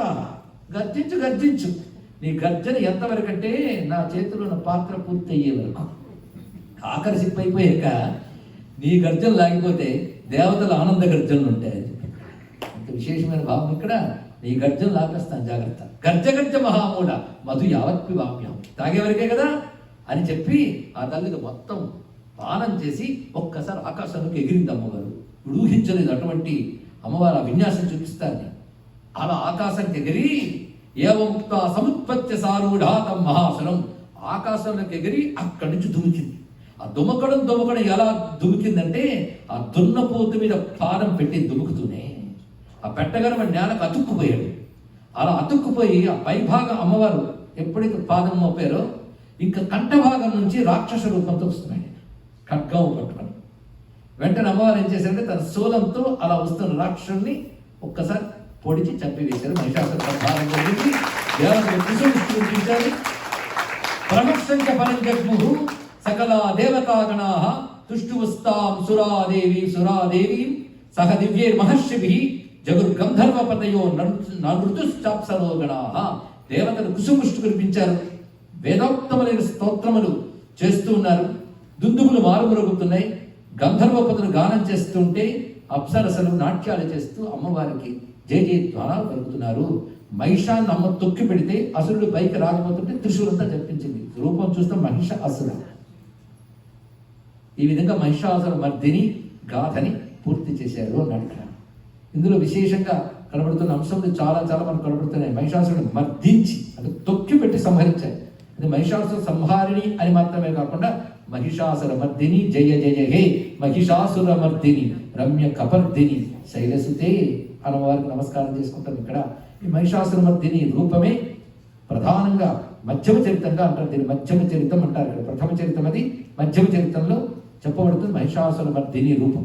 ఇది 18 చేతులతో ప్రకాశిస్తున్న మహాస్వరూపము. అటువంటి ఆ తల్లిని దేవతలు స్తుతిస్తూ ఉన్నారు. ఇది 4వ అధ్యాయంలో దేవతలు చేసిన అమ్మవారి స్తోత్రం. ఇది మహాద్భుతమైన మంత్రరాశి. భావం చూస్తుంటే భక్తుడికి హృదయం కరిగిపోయి కన్నీళ్ళు వస్తాయి. అంత రమ్యమైన స్తోత్రం ఇక్కడ. అంతేకాదు అసుర సంహారం వీటి వెనకాల ఉన్న తత్వం ఈ స్తోత్రంలో చెప్పబడుతుంది. అది రహస్యం. చాలామందికి సమస్త జగత్తుకి అమ్మ కదా, అటువంటిప్పుడు రాక్షసులు కూడా అందులోనే ఉంటారు కదా, వాళ్ళని ఎందుకు సంహరించింది, ఇలా పనికిమాలిన ప్రశ్నలు వస్తుంటాయి. వాటికి సమాధానాన్ని ఇందులోనే చూపించారు. ఇక్కడ దేవతల స్తోత్రంలో కనబడుతుంది. అద్భుతమైన స్తోత్రం. ఎలా స్తోత్రం చేస్తున్నారో చూడండి, ఎంత దేవాఊచు. శక్రాదయస్సురగణా నిహతేతి వీర్యే తస్మిన్ దురాత్మని సురారి బలే చ దేవ్యా తాం దుష్టుః ప్రణతి నమ్ర శిరోధరాంసా వాగ్భిః ప్రహర్ష పులకోద్గమ చారుదేహా. త్యాగరాజ స్వామి చెప్పినట్టు ఒళ్ళు పులకించి ఆనందపరవశులై అనాలంటారే, అలా అమ్మవారి యొక్క వైభవాన్ని ఇంతవరకు దేవతలు చూస్తున్నారు. ఆ యుద్ధంలో ఆవిడ చూపించే నైపుణ్యం చూసి వాళ్ళు ఒళ్ళు పులకించిపోయింది. ఇప్పుడు విజయం సాధించిన అమ్మవారిని చూడగానే వారికి ఒక్కసారి ప్రణతి నమ్ర శిరోధరాంస నమస్కరిస్తూ తల వంచి నడుము వంచి అంశము శిరస్సు కూడా వంచి వాగ్భిః పలుకులతో స్తోత్రిస్తున్నారు. ఎలాంటి పలుకులు అంటే ప్రహర్ష పులకోద్గమ చారుదేహ, ఆనందంతో పులకించిన శరీరాలతో తలలు వాల్చి అమ్మవారికి నమస్కారం చేసి స్తోత్రం చేస్తున్నారు. అద్భుతమైన స్తోత్రం. కానీ ప్రధాన భావం కొన్ని శ్లోకాలకు వ్యాఖ్య తెలుసుకుందాం. దేవ్యాయయా తతమిదం జగదాత్మశక్త్యా నిశ్శేష దేవగణ శక్తి సమూహముఖ్యా తాం అంబికాం అఖిల దేవ మహర్షి పూజ్యాం భక్త్యానదాస్మ విదధాతు శుభాని సానః. ఒక్కొక్క శ్లోకం ఒక్కొక్క మంత్రం అండి. అందుకే ఈ శ్లోకం ముందు చెప్పిన స్థుతుల శ్లోకాలు, తర్వాత రాబోయేటువంటి స్థుతుల శ్లోకాల్లో ఒక్కొక్క శ్లోకం ఒక్కొక్క మంత్రం కనుక సంపుటీకరణ ప్రక్రియలో పారాయణ హోమం చేస్తుంటారు కొంతమంది. ఒక్కొక్క మంత్రాన్ని సంపుటితం చేస్తారు. సంపుటితం అంటే మొత్తం 700 మంత్రాలకు విభాగం చేశారుగా 550 చిలుకు శ్లోకాలని ఒక్కొక్క మంత్రానికి ముందు వెనక పెట్టాలి ఆ శ్లోకం. ఉదాహరణకి సర్వమంగళ మాంగళ్యే తీసుకున్నాం, అది గ్రంథంలోది. ఆ శ్లోకాన్ని చదివే మంత్రానికి ముందు వెనక పెడతారు. అలా చేస్తే హోమము ఎక్కువ అవుతుంది, పారాయణ ఎక్కువ అవుతుంది, ఫలితం ప్రత్యేకం. ఒక్కొక్క ప్రయోజనం కోసం ఒక్కొక్క శ్లోకం చెప్పబడింది. రోగశాంతికి ఒకటి, అదేవిధంగా క్షామశాంతికి, కరువు కాటకాలు పోవడానికి ఒకటి, ఇలా ఎన్నో ఉన్నాయి. అందుకే నేటికి ఎటువంటి విపత్కాలం వచ్చినప్పటికీ కూడా పరిష్కారం చూపించగలిగే శక్తి హోమానికి ఉంది అని చెప్పడంలో చండీ హోమం అంత గొప్పగా కనబడుతుంది. మంత్రాలున్న శక్తి అంటే ఇక్కడ. ఇంకా హోమాదులు చేయలేని వారు పారాయణ కూడా చేసుకోవచ్చు. మరొక ప్రత్యేకత ఏంటంటే సంపుటితం చేయలేకపోయినా ఒక్క శ్లోకాన్ని కూడా పారాయణ చేసుకోవచ్చు. ఇన్ని రకాలు ఉన్నాయి బాగుపడడానికి, ఇన్ని విధాలైనటువంటి ప్రక్రియలు ఉన్నాయి. అయితే శ్రద్ధ, పద్ధతి, వీటితో ఫలితాలు శీఘ్రంగా స్పష్టంగా గోచరిస్తాయి. శ్రద్ధ బట్టి ఫలితం యొక్క స్వరూపం ఉంటుంది. దీని భావం ఏంటంటే అక్కడ ఆయన చెప్పేటప్పుడు తయా తతమిదం జగత్ అన్నాడు కదా, అదే ప్రారంభం చేశారు. దేవ్యా యయా తతమిదం జగత్ ఆత్మశక్త్యా. ఏ తల్లి ఈ జగత్తంతా వ్యాపించి ఉన్నదో, జగత్తంతా వ్యాపించాలంటే అంత శక్తి ఉండాలండి. ఆ శక్తి ఆవిడకి సహజం, ఆత్మశక్తి చేత వ్యాపించింది అన్నారు ఇక్కడ. ఆత్మశక్తి స్వయమహిమ్ని ప్రతిష్ఠిత అని ఉపనిషత్తులో చెప్తున్నట్లుగా తన మహిమ యందు తాను ఉన్నది, ఇంకోరు మహిమ మీద ఆధారపడలేదు కనుక తనదైన శక్తితో స్వాత్మశక్త్య, అది జగత్ ఆత్మశక్త్యా తతం, తన యొక్క శక్తితో జగత్తంతా వ్యాపించిపోయిన తల్లి ఏ స్వరూపంతో కనబడింది? నిశ్శేష దేవ గణ శక్తి సమూహముఖ్య. ఎంత అర్థమైన మాట. నిశ్శేష అంటే మిగులనేది లేకుండా, ఇంకేం మిగలలేదు, మొత్తం టోటల్ సమస్తమైనటువంటి దేవతల శక్తి యొక్క సమూహము మూర్తి భవించి గోచరించింది. అటువంటి స్వరూపం అది ఎవరు? ఏ తల్లి జగత్తంతా తన శక్తితో వ్యాపించిందో ఆ తల్లి సర్వదేవతాత్మకమైనటువంటి మూర్తిగా గోచరించింది. అటువంటి తల్లికి మరొక పేరుంది, తాం అంబికా. అమ్మవారికి ఉన్న గొప్ప పేర్లలో ఇది అసలు పేరండి, అంబిక. దుర్గా, లక్ష్మి ఇవన్నీ తర్వాత అంబిక అనేది అసలు పేరు. ఇందులో ప్రథమంగా ముందు దేవి అనే శబ్దం వేశారు, దేవ్యా. ఇంకా తర్వాత చాలా యా దేవి సర్వభూతేషు, అంతా దేవి. అందుకే దేవి మహర్షి. అమ్మవారికి ఎన్ని పేర్లున్నా దేవి అనేది ప్రధానమైన నామం. ఏ దేవి? దుర్గాదేవ, లక్ష్మీదేవ. నువ్వే నన్ను అంటున్నావు, రెండు దేవి అని. అందుకే దుర్గాం దేవీం శరణమహం ప్రపంచే అంటున్నాం. శ్రియం దేవీం ఉపహ్వయేన అక్కడ అంటున్నాం. ప్రణో దేవి సరస్వతి. వేదముని ఎందుకు చూడండి, దేవి శబ్దం ఎక్కడెక్కడ వారారు. ప్రణో దేవి సరస్వతి, సరస్వతికి దేవి శబ్దం ఉంది. శ్రియం దేవీం ఉపహ్వయే, స్త్రీ సూక్తంలో లక్ష్మీదేవి చెప్పబడింది. దుర్గాం దేవీం శరణమహం ప్రపంచే, దుర్గా సూక్తం. మేధా దేవి దుషమాన ఆగా, మేధా సూక్తం. అన్ని చోట్ల మేధ, దుర్గా, లక్ష్మి, సరస్వతి మన దేవి మారలేదు. అంటే దేవి ఒక్కరే, ఆవిడ 7 రూపాయలు ఉన్నది. అదే మన దుర్గాదేవి, లక్ష్మీదేవి అని ప్రతిదానికి దేవి పెడుతుంటాం. అక్కడ తెలుసుకోవాలి దేవి ఒక్కరే. ఆ దేవే దేవి మహాత్మ్యానికి హీరో అన్నీ. ఆవిడని స్థుతిస్తున్నారు ఇక్కడ, ఆ దేవిని స్థుతిస్తున్నారు. ఆవిడ నాయకుడు మొత్తానికి. అందుకే దేవి అని మొదలుపెట్టాడు ఇక్కడ. దేవి శబ్దానికి అర్థం చాలా ఉన్నాయి, తర్వాత తెలుసుకుందాం. మొట్టమొదటి దేవి అంటే స్వయం ప్రకాశ రూపిణి. పుంలింగంలో దేవ, స్త్రీలింగంలో దేవి. 2 లక్షణం మాత్రం స్వయం ప్రకాశం. స్వయం ప్రకాశం అంటే ఏమిటి? ఏకో దేవ సర్వభూతేషు గూఢ అని శ్వేతాశ్వతర ఉపనిషత్తు. సర్వభూతముల యొక్క రహస్యముగా ఏ చైతన్యం ఉందో ఆ చైతన్యమే దేవ, దేవి అని చెప్పబడుతుంది, మరొకటి కాదు. అది జగత్తును లీలగా చేస్తుంది. అంటే ఉందా లేదా చెప్పలేని విధంగా జగత్తును చేస్తుందంటే దాన్ని ఆట అంటారు. ఆటకి మరొక పేరు లీల. ఆడుకునేది దేవ అంటే దేవనం అంటే ఆట. ఆడుకునే శక్తికే దేవి అని పేరు. జగత్తును ఆటలా చేస్తున్నది ఆ తల్లి. ఇంత గొప్ప అర్థం దేవి శబ్దం ఉంది. అలాగే దేవనం అంటే ప్రేరణ, సర్వ జగత్తుకి ప్రేరణ కలిగించేది, ప్రచోదన శక్తి ఏదో అది దేవి. ఇన్ని భావాలు దేవి శబ్దానికి ఉన్నాయి కనుక అనేటప్పుడు ఆ భావం కలగాలి. అందుకే అర్థం ఎందుకు చెప్పుకోవడం అంటే అనేటప్పుడు అనుభవం కోసమే, అనేటప్పుడు అనుభూతి కోసమే అర్థం తెలుసుకోవడం. అందుకే నాకు ఎన్ని అర్థాలు తెలుసా అని మీరు చెప్పడం, అబ్బో ఎన్ని చెప్పాడండి అర్థాలు మీరంలో, ఏం చెప్పాడంటే ఏమోనండి అనడం కాదు. అనుభూతి కోసమే అర్థం తెలుసుకోవాలి. ఇది ప్రధానమైన అవసరం. కనుక దేవ్యా యయా తతమిదం జగదాత్మశక్త్యా నిశ్శేష దేవగణ శక్తి సమూహమూర్త్యా తాం అంబికా. అంబ ఎంత గొప్ప మాట అండి. ఆవిడ అంబ. అందుకే దేవతార్చనలో కూడా శక్తి స్థానాన్ని అంబిక అంటారు.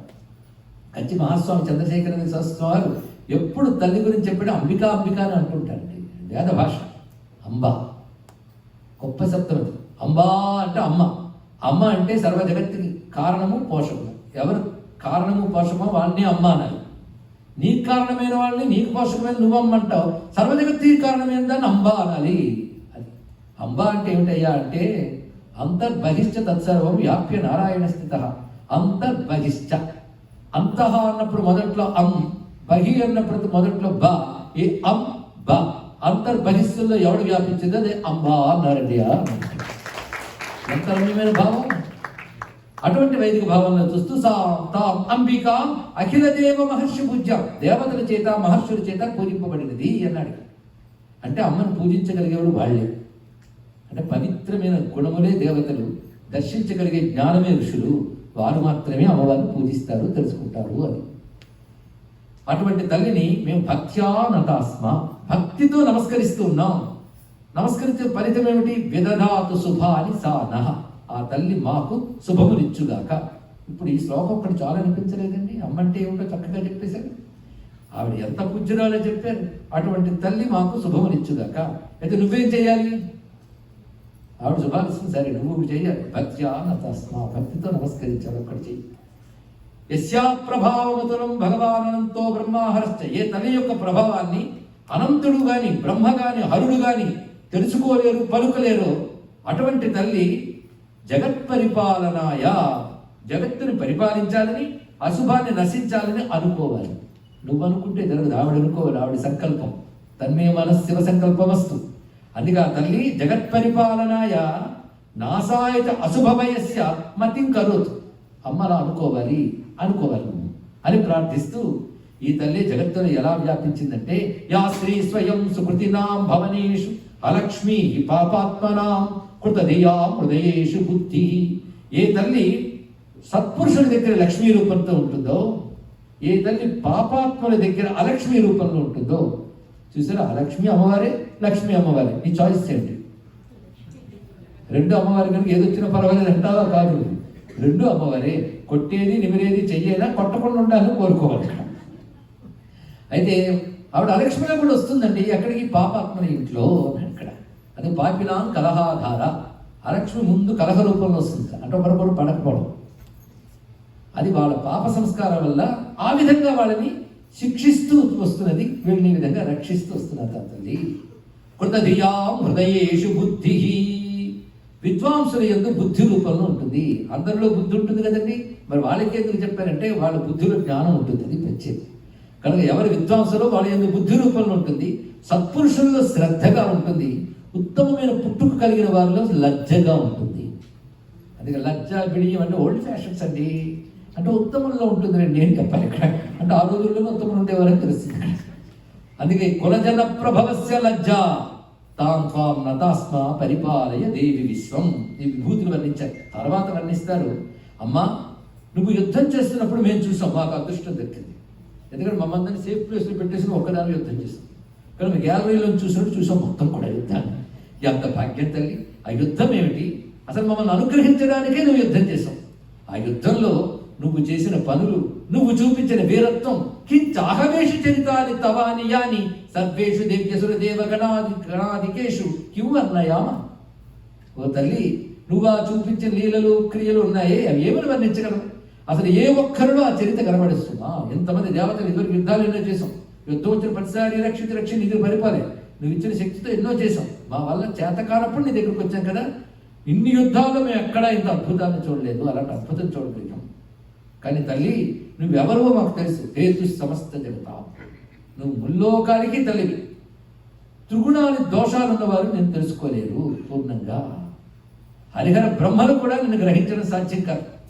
నువ్వు సర్వమునకు ఆశ్రయ శక్తివి. దేవి అనగా ఏంటో తెలియాలి. సర్వాశ్రయ అఖిలమిదం జగదంశభూతం. ఈ జగత్తంతా నీలో అంశభావం. ఇంత జగత్ అంటున్నామే, అది చిన్నది అంతే. ఏకాంశేన స్థితో జగత్. గీతలో పరమాత్మ చెప్తాడు, ఇదే మనం పురుష సూక్తాది మంత్రాల్లో కూడా చెప్పుకుంటున్నాం. త్రిపాదూర్ధ్వ ఉదయ్ పురుష పాదోస్యేహా భవాత్ పునః. ఈ కనబడుతున్న సర్వ జగత్తు, కనబడిన జగత్తు కూడా పరమాత్మలకు పావుభాగం. అంటే వ్యక్తమవుతున్న ప్రకృతితో కలిపితే పరమాత్మ అంతే. అవ్యక్తం దీనికంటే అతీతం. త్రిపాదూర్ధ్వం. ఒక వస్తువును 4 భాగాలుగా భావిస్తే ఒక భాగం జగత్తు, 30 భాగం కనబడినది. అదే పరమాత్మ యొక్క అసలు తత్వం. అందుకే తల్లి జగదంశభూతం అవ్యాకృతాగి పరమా ప్రకృతిస్త్వమాద్య. సృష్టికి పూర్వం అవ్యక్త తత్వం, అవ్యాకృతత్వం, మూల ప్రకృతి నువ్వే. ఆ నిన్నే దేవతలు కోసం యజ్ఞం చేసేటప్పుడు స్వాహ అంటారు. స్వాహాసి వై. ముందు చెప్పినవి ఒక దగ్గర గ్రహిస్తే ఇంకో దగ్గర వివరించక్కర్లేదు. అందుకే టైం లేక చెప్పలేదు అనుకోవద్దు. అక్కడ చెప్పాం కానీ ఇక్కడ చెప్పలేదు. స్వాహాసి వై పితృగణస్య తృప్తి హేతు ఉచ్చార్యసే త్వమితి ఏవ జనైస్వధాచ. ఇక్కడ చెప్పిన మర్మం చూడాలండి. యజ్ఞాలు చేసేటప్పుడు దేవతలకు స్వాహాకారం, పితృదేవతలకు స్వధాకారం చెప్తారు. రెండు నీ స్వరూపాలే. అంటే వాళ్ళకు కూడా అన్నం పెట్టేది నువ్వే. స్వాహా స్వధా రూపం ఎప్పుడు యజ్ఞములయ్యింది అంటే కర్మలయ్యింది. కానీ కర్మలయందు నీ ఆరాధన అవసరమే. కర్మ ఫలేషు జుష్టాం. కనబడుతుంది కదా, ఆ భావం తెలుసుకోవాలి. కర్మఫలములు ఇచ్చేటువంటి శక్తిగా కర్మలయందు ఆరాధింపబడుతున్నాం. కనుక ఎవరైతే కర్మకాండలో ఉంటారో వారు మాత్రమే నన్ను ఉపాసిస్తారు అంటే లాభం లేదమ్మా. కర్మకాండలో కర్మఫలాల కోసం ఒకటి యజ్ఞము లోకాన్ని నడుపుతుంది కనుక యజ్ఞ రక్షణ కోసం స్వాహాస్వధాకారములతో నిన్ను ఆరాధిస్తారు. కానీ అక్కడికి మాత్రమే, కర్మకాండకి మాత్రమే నువ్వు పరిమితం కాదు, జ్ఞానానికి కూడా నువ్వే హేతువు. లోకగతికి కర్మం యజ్ఞం అవసరం, అందుకు ఆ రూపంలో ఉంటావు. మోక్షానికి జ్ఞానం కావాలి, అది నీ స్వరూపమే. అది మొదటి శ్లోకంలో ఇక్కడ అంటే ఇప్పుడు చదువుతున్న దానిలో మొదటి శ్లోకం, లెక్కలో 6వ శ్లోకం స్తోత్రంలో. అందులో మొదట యజ్ఞం చెప్పారు. రెండవది ఏం చెప్తున్నారు చూడండి. యా ముక్తి హేతు అవిచించ మహావ్రతాత్వం అభ్యస్యసే సునియతేంద్రియ తత్వసారై మోక్షార్థిభి ముని విరస్త సమస్త దోషై విద్యాసి సా భగవతి పరమాహి దేవి. అమ్మా, ముక్తి కావాలనుకుంటుంటే వారు ఏం చేస్తారు అంటే, ముక్తి కావాలంటే ఉండవలసి చూడండి. దేనికైనా సాధనకు నియమం కావాలి. కర్మలు యజ్ఞాలు చేసినప్పుడు స్వాహాస్వధాకారాలతో నీ తృప్తిపరుస్తారు. యజ్ఞరూపిణిగా నువ్వు జగత్తును అనుగ్రహిస్తావు. ముక్తి కావలసిన వాళ్ళు ఏం చేస్తారంటే సునియతేంద్రియ, ఇంద్రియములను చక్కగా నిగ్రహించి అభ్యస్యసే, అభ్యాసం చేస్తారు. అభ్యాసేన కౌంతేయ వైరాగ్యేణ చ గృహ్యతే. వైరాగ్యం వల్ల ఇంద్రియ నిగ్రహం, అభ్యాసం వల్ల దృఢపడుతుంది. ఇలా దృఢపరుచుకుని వారు ఏం చేస్తున్నారంటే మోక్షార్థిభి, అలాంటి మోక్షకాంక్ష కలిగిన వారు ఇంద్రియ నిగ్రహంతో అభ్యాసం చేసి నిరస్త సమస్త దోషై, చిత్తగతమైన అజ్ఞాన దోషములని జయించి నిన్నే ఉపాసిస్తున్నారు తల్లి. విద్యగా నిన్నే ఉపాసిస్తున్నారు. అప్పుడు వారికి ముక్తి హేతువులు అవుతున్నావు. ఈ రెండు చెప్పడంలో కర్మకాండల యందు యజ్ఞరూపిణిగా నువ్వుంటూ జగత్తును అనుగ్రహిస్తూ కర్మఫలాలు ఇస్తున్నావు. అదేవిధంగా జ్ఞానకాండ యందు మోక్షకాంక్ష కలిగిన వారు అభ్యాసంతో ఇంద్రియాలను నిగ్రహించి ఏ విద్యను తెలుసుకుంటున్నారో, ఏ జ్ఞానాన్ని తెలుసుకుంటున్నారో ఆ జ్ఞాన రూపిణివై నువ్వే భాషించి ముక్తినిస్తున్నావు. ఇది 2 శ్లోకాలు కలుపుకుంటే అర్థమవుతుంది ఇక్కడ. కానీ కర్మకాండ ఎందు యజ్ఞరూపిణి, జ్ఞానకాండ ఎందు తత్వరూపిణి, మోక్ష రూపిణిగా ప్రకాశిస్తుంది దాను నువ్వు అని చెప్పడంలో మోక్షానికైనా ఆ తల్లే, కర్మఫలానికైనా ఆ తల్లే. ఎలాగైనా ఎవరైనా అమ్మను ఆశ్రయిస్తే చాలు అని చెప్తున్నారు. శబ్దాత్మిక, రెండింటికి కావలసినది శాస్త్రం. యజ్ఞానికైనా మోక్షానికైనా శాస్త్రం ఆధారము.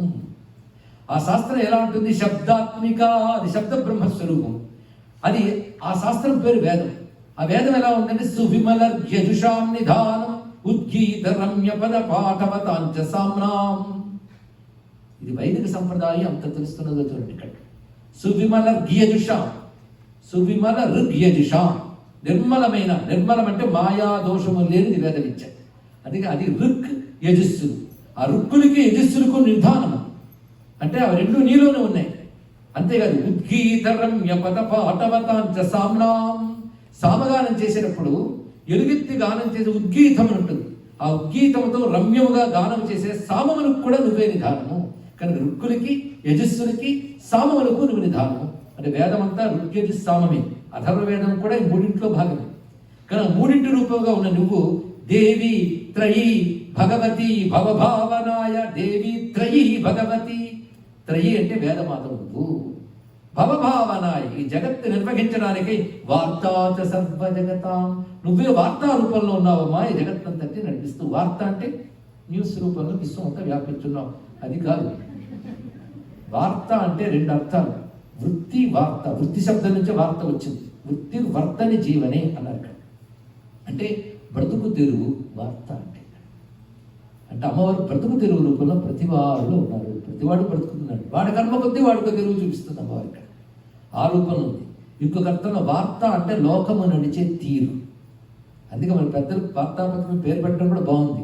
లోకం నడిచే తీరు తెలుస్తుందని ఉద్దేశిస్తాం. కనుక వార్త లోకము నడిపే పద్ధతి. వార్త అనగా బ్రతుకు తెరువు అని మనకు అర్థం.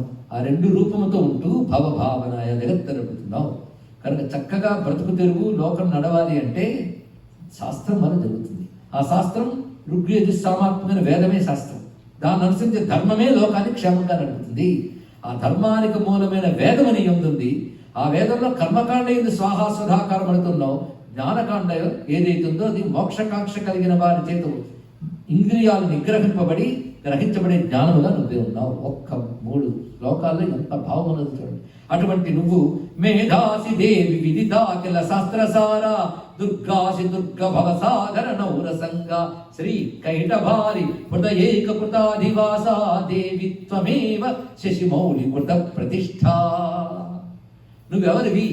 మేధాసి దేవి విదిత అఖిల శాస్త్రసార. అన్ని శాస్త్రముల్లో చెప్పింది గ్రహించగలిగే బుద్ధి పేరు మేధ.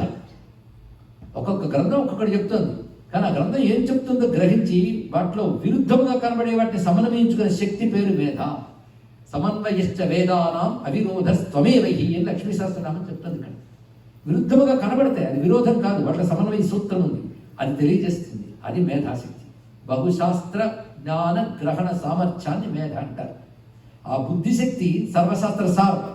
మేధాసి దేవి విదితాకల శాస్త్రసార. దుర్గాసి దుర్గ భవసాగర నౌరసంగ. దుర్గమం అంటే దాటడానికి వీలు లేని సంసార సముద్రాన్ని దాటించే నౌకవు నువ్వు. అప్పుడు నీ పేరు దుర్గా. మేధవు నువ్వు, దుర్గము నువ్వు. సరిగ్గా దుర్గా సూక్తంలో వచ్చిన మంత్రంలో జాత వేద శేషునవా మసోమమ రాతి యశోనిదహాతి వేద. ఇక్కడ సునవా వచ్చినప్పుడు శబ్దం కానీ సుతర సితర సే నమః అన్నప్పుడు అమ్మవారు నౌక వలె దాటిస్తుంది అన్నారు. ఇక్కడ ఒక నౌక ప్రవాహంలో కొట్టుకుపోయిన వాడిని దాటించినట్లుగా దుర్గ అనగా దాటించే శక్తి అని డెఫినేషన్ ఇచ్చారు. ఇక్కడ దుర్గాసి దుర్గ భవసాగర నౌరసంగా శ్రీహి కైటభారి హృదయేక కృతేధివాస. నారాయణ యొక్క హృదయంలో ప్రకాశించే మహాలక్ష్మి నువ్వు. అంతేనా? గౌరీ త్వమేవ శశిమౌళి కృత ప్రతిష్ఠ. ఆ చంద్రశేఖరుని యొక్క ప్రతిష్టగా ఆయన శరీరంలో ఉన్నటువంటి గౌరవు నువ్వు. మేధాసి అన్నప్పుడు సరస్వతిని చెప్పారు. శ్రీహి కైటభారి అన్నప్పుడు మహాలక్ష్మిని చెప్పారు. గౌరీత్వమేవ అన్నప్పుడు అమ్మ గౌరీదేవిని చెప్పారు. ఈ 3 రూపమైన దుర్గవు నువ్వు అని మధ్యలో చెప్తారు. దుర్గాసి దుర్గ భవసాగర నౌరసంగా. స్తోత్రం పూర్తి కాలే, ఇంకా ఉంది, సమయం పూర్తయింది. రేపటి రోజున సమావేశమై శాంతి వచ్చింది. ఇప్పుడు హాయిగా అమ్మవారు కూర్చున్నారు, స్తోత్రం చేస్తున్నారు. రేపు సాయంత్రం వరకు స్తోత్రం కానివ్వండి. అప్పుడు అమ్మవారు ఎలా ప్రసన్నుడయ్యారు, ఈ స్తోత్రంలో ఇంకా అమ్మవారు ఎలా కనబడుతున్నారు రేపు పరిశీలిద్దాం. సర్వం శ్రీ దుర్గా కరుణారవిందాస్తమస్తు. శ్రీ మహిషాసురమర్దిని శ్రీ దుర్గా పరాదేవతకి, శ్రీ దుర్గా పరదేవతకి, శ్రీ దుర్గా పరదేవతకి. నమః పార్వతీ పతయే హర హర మహా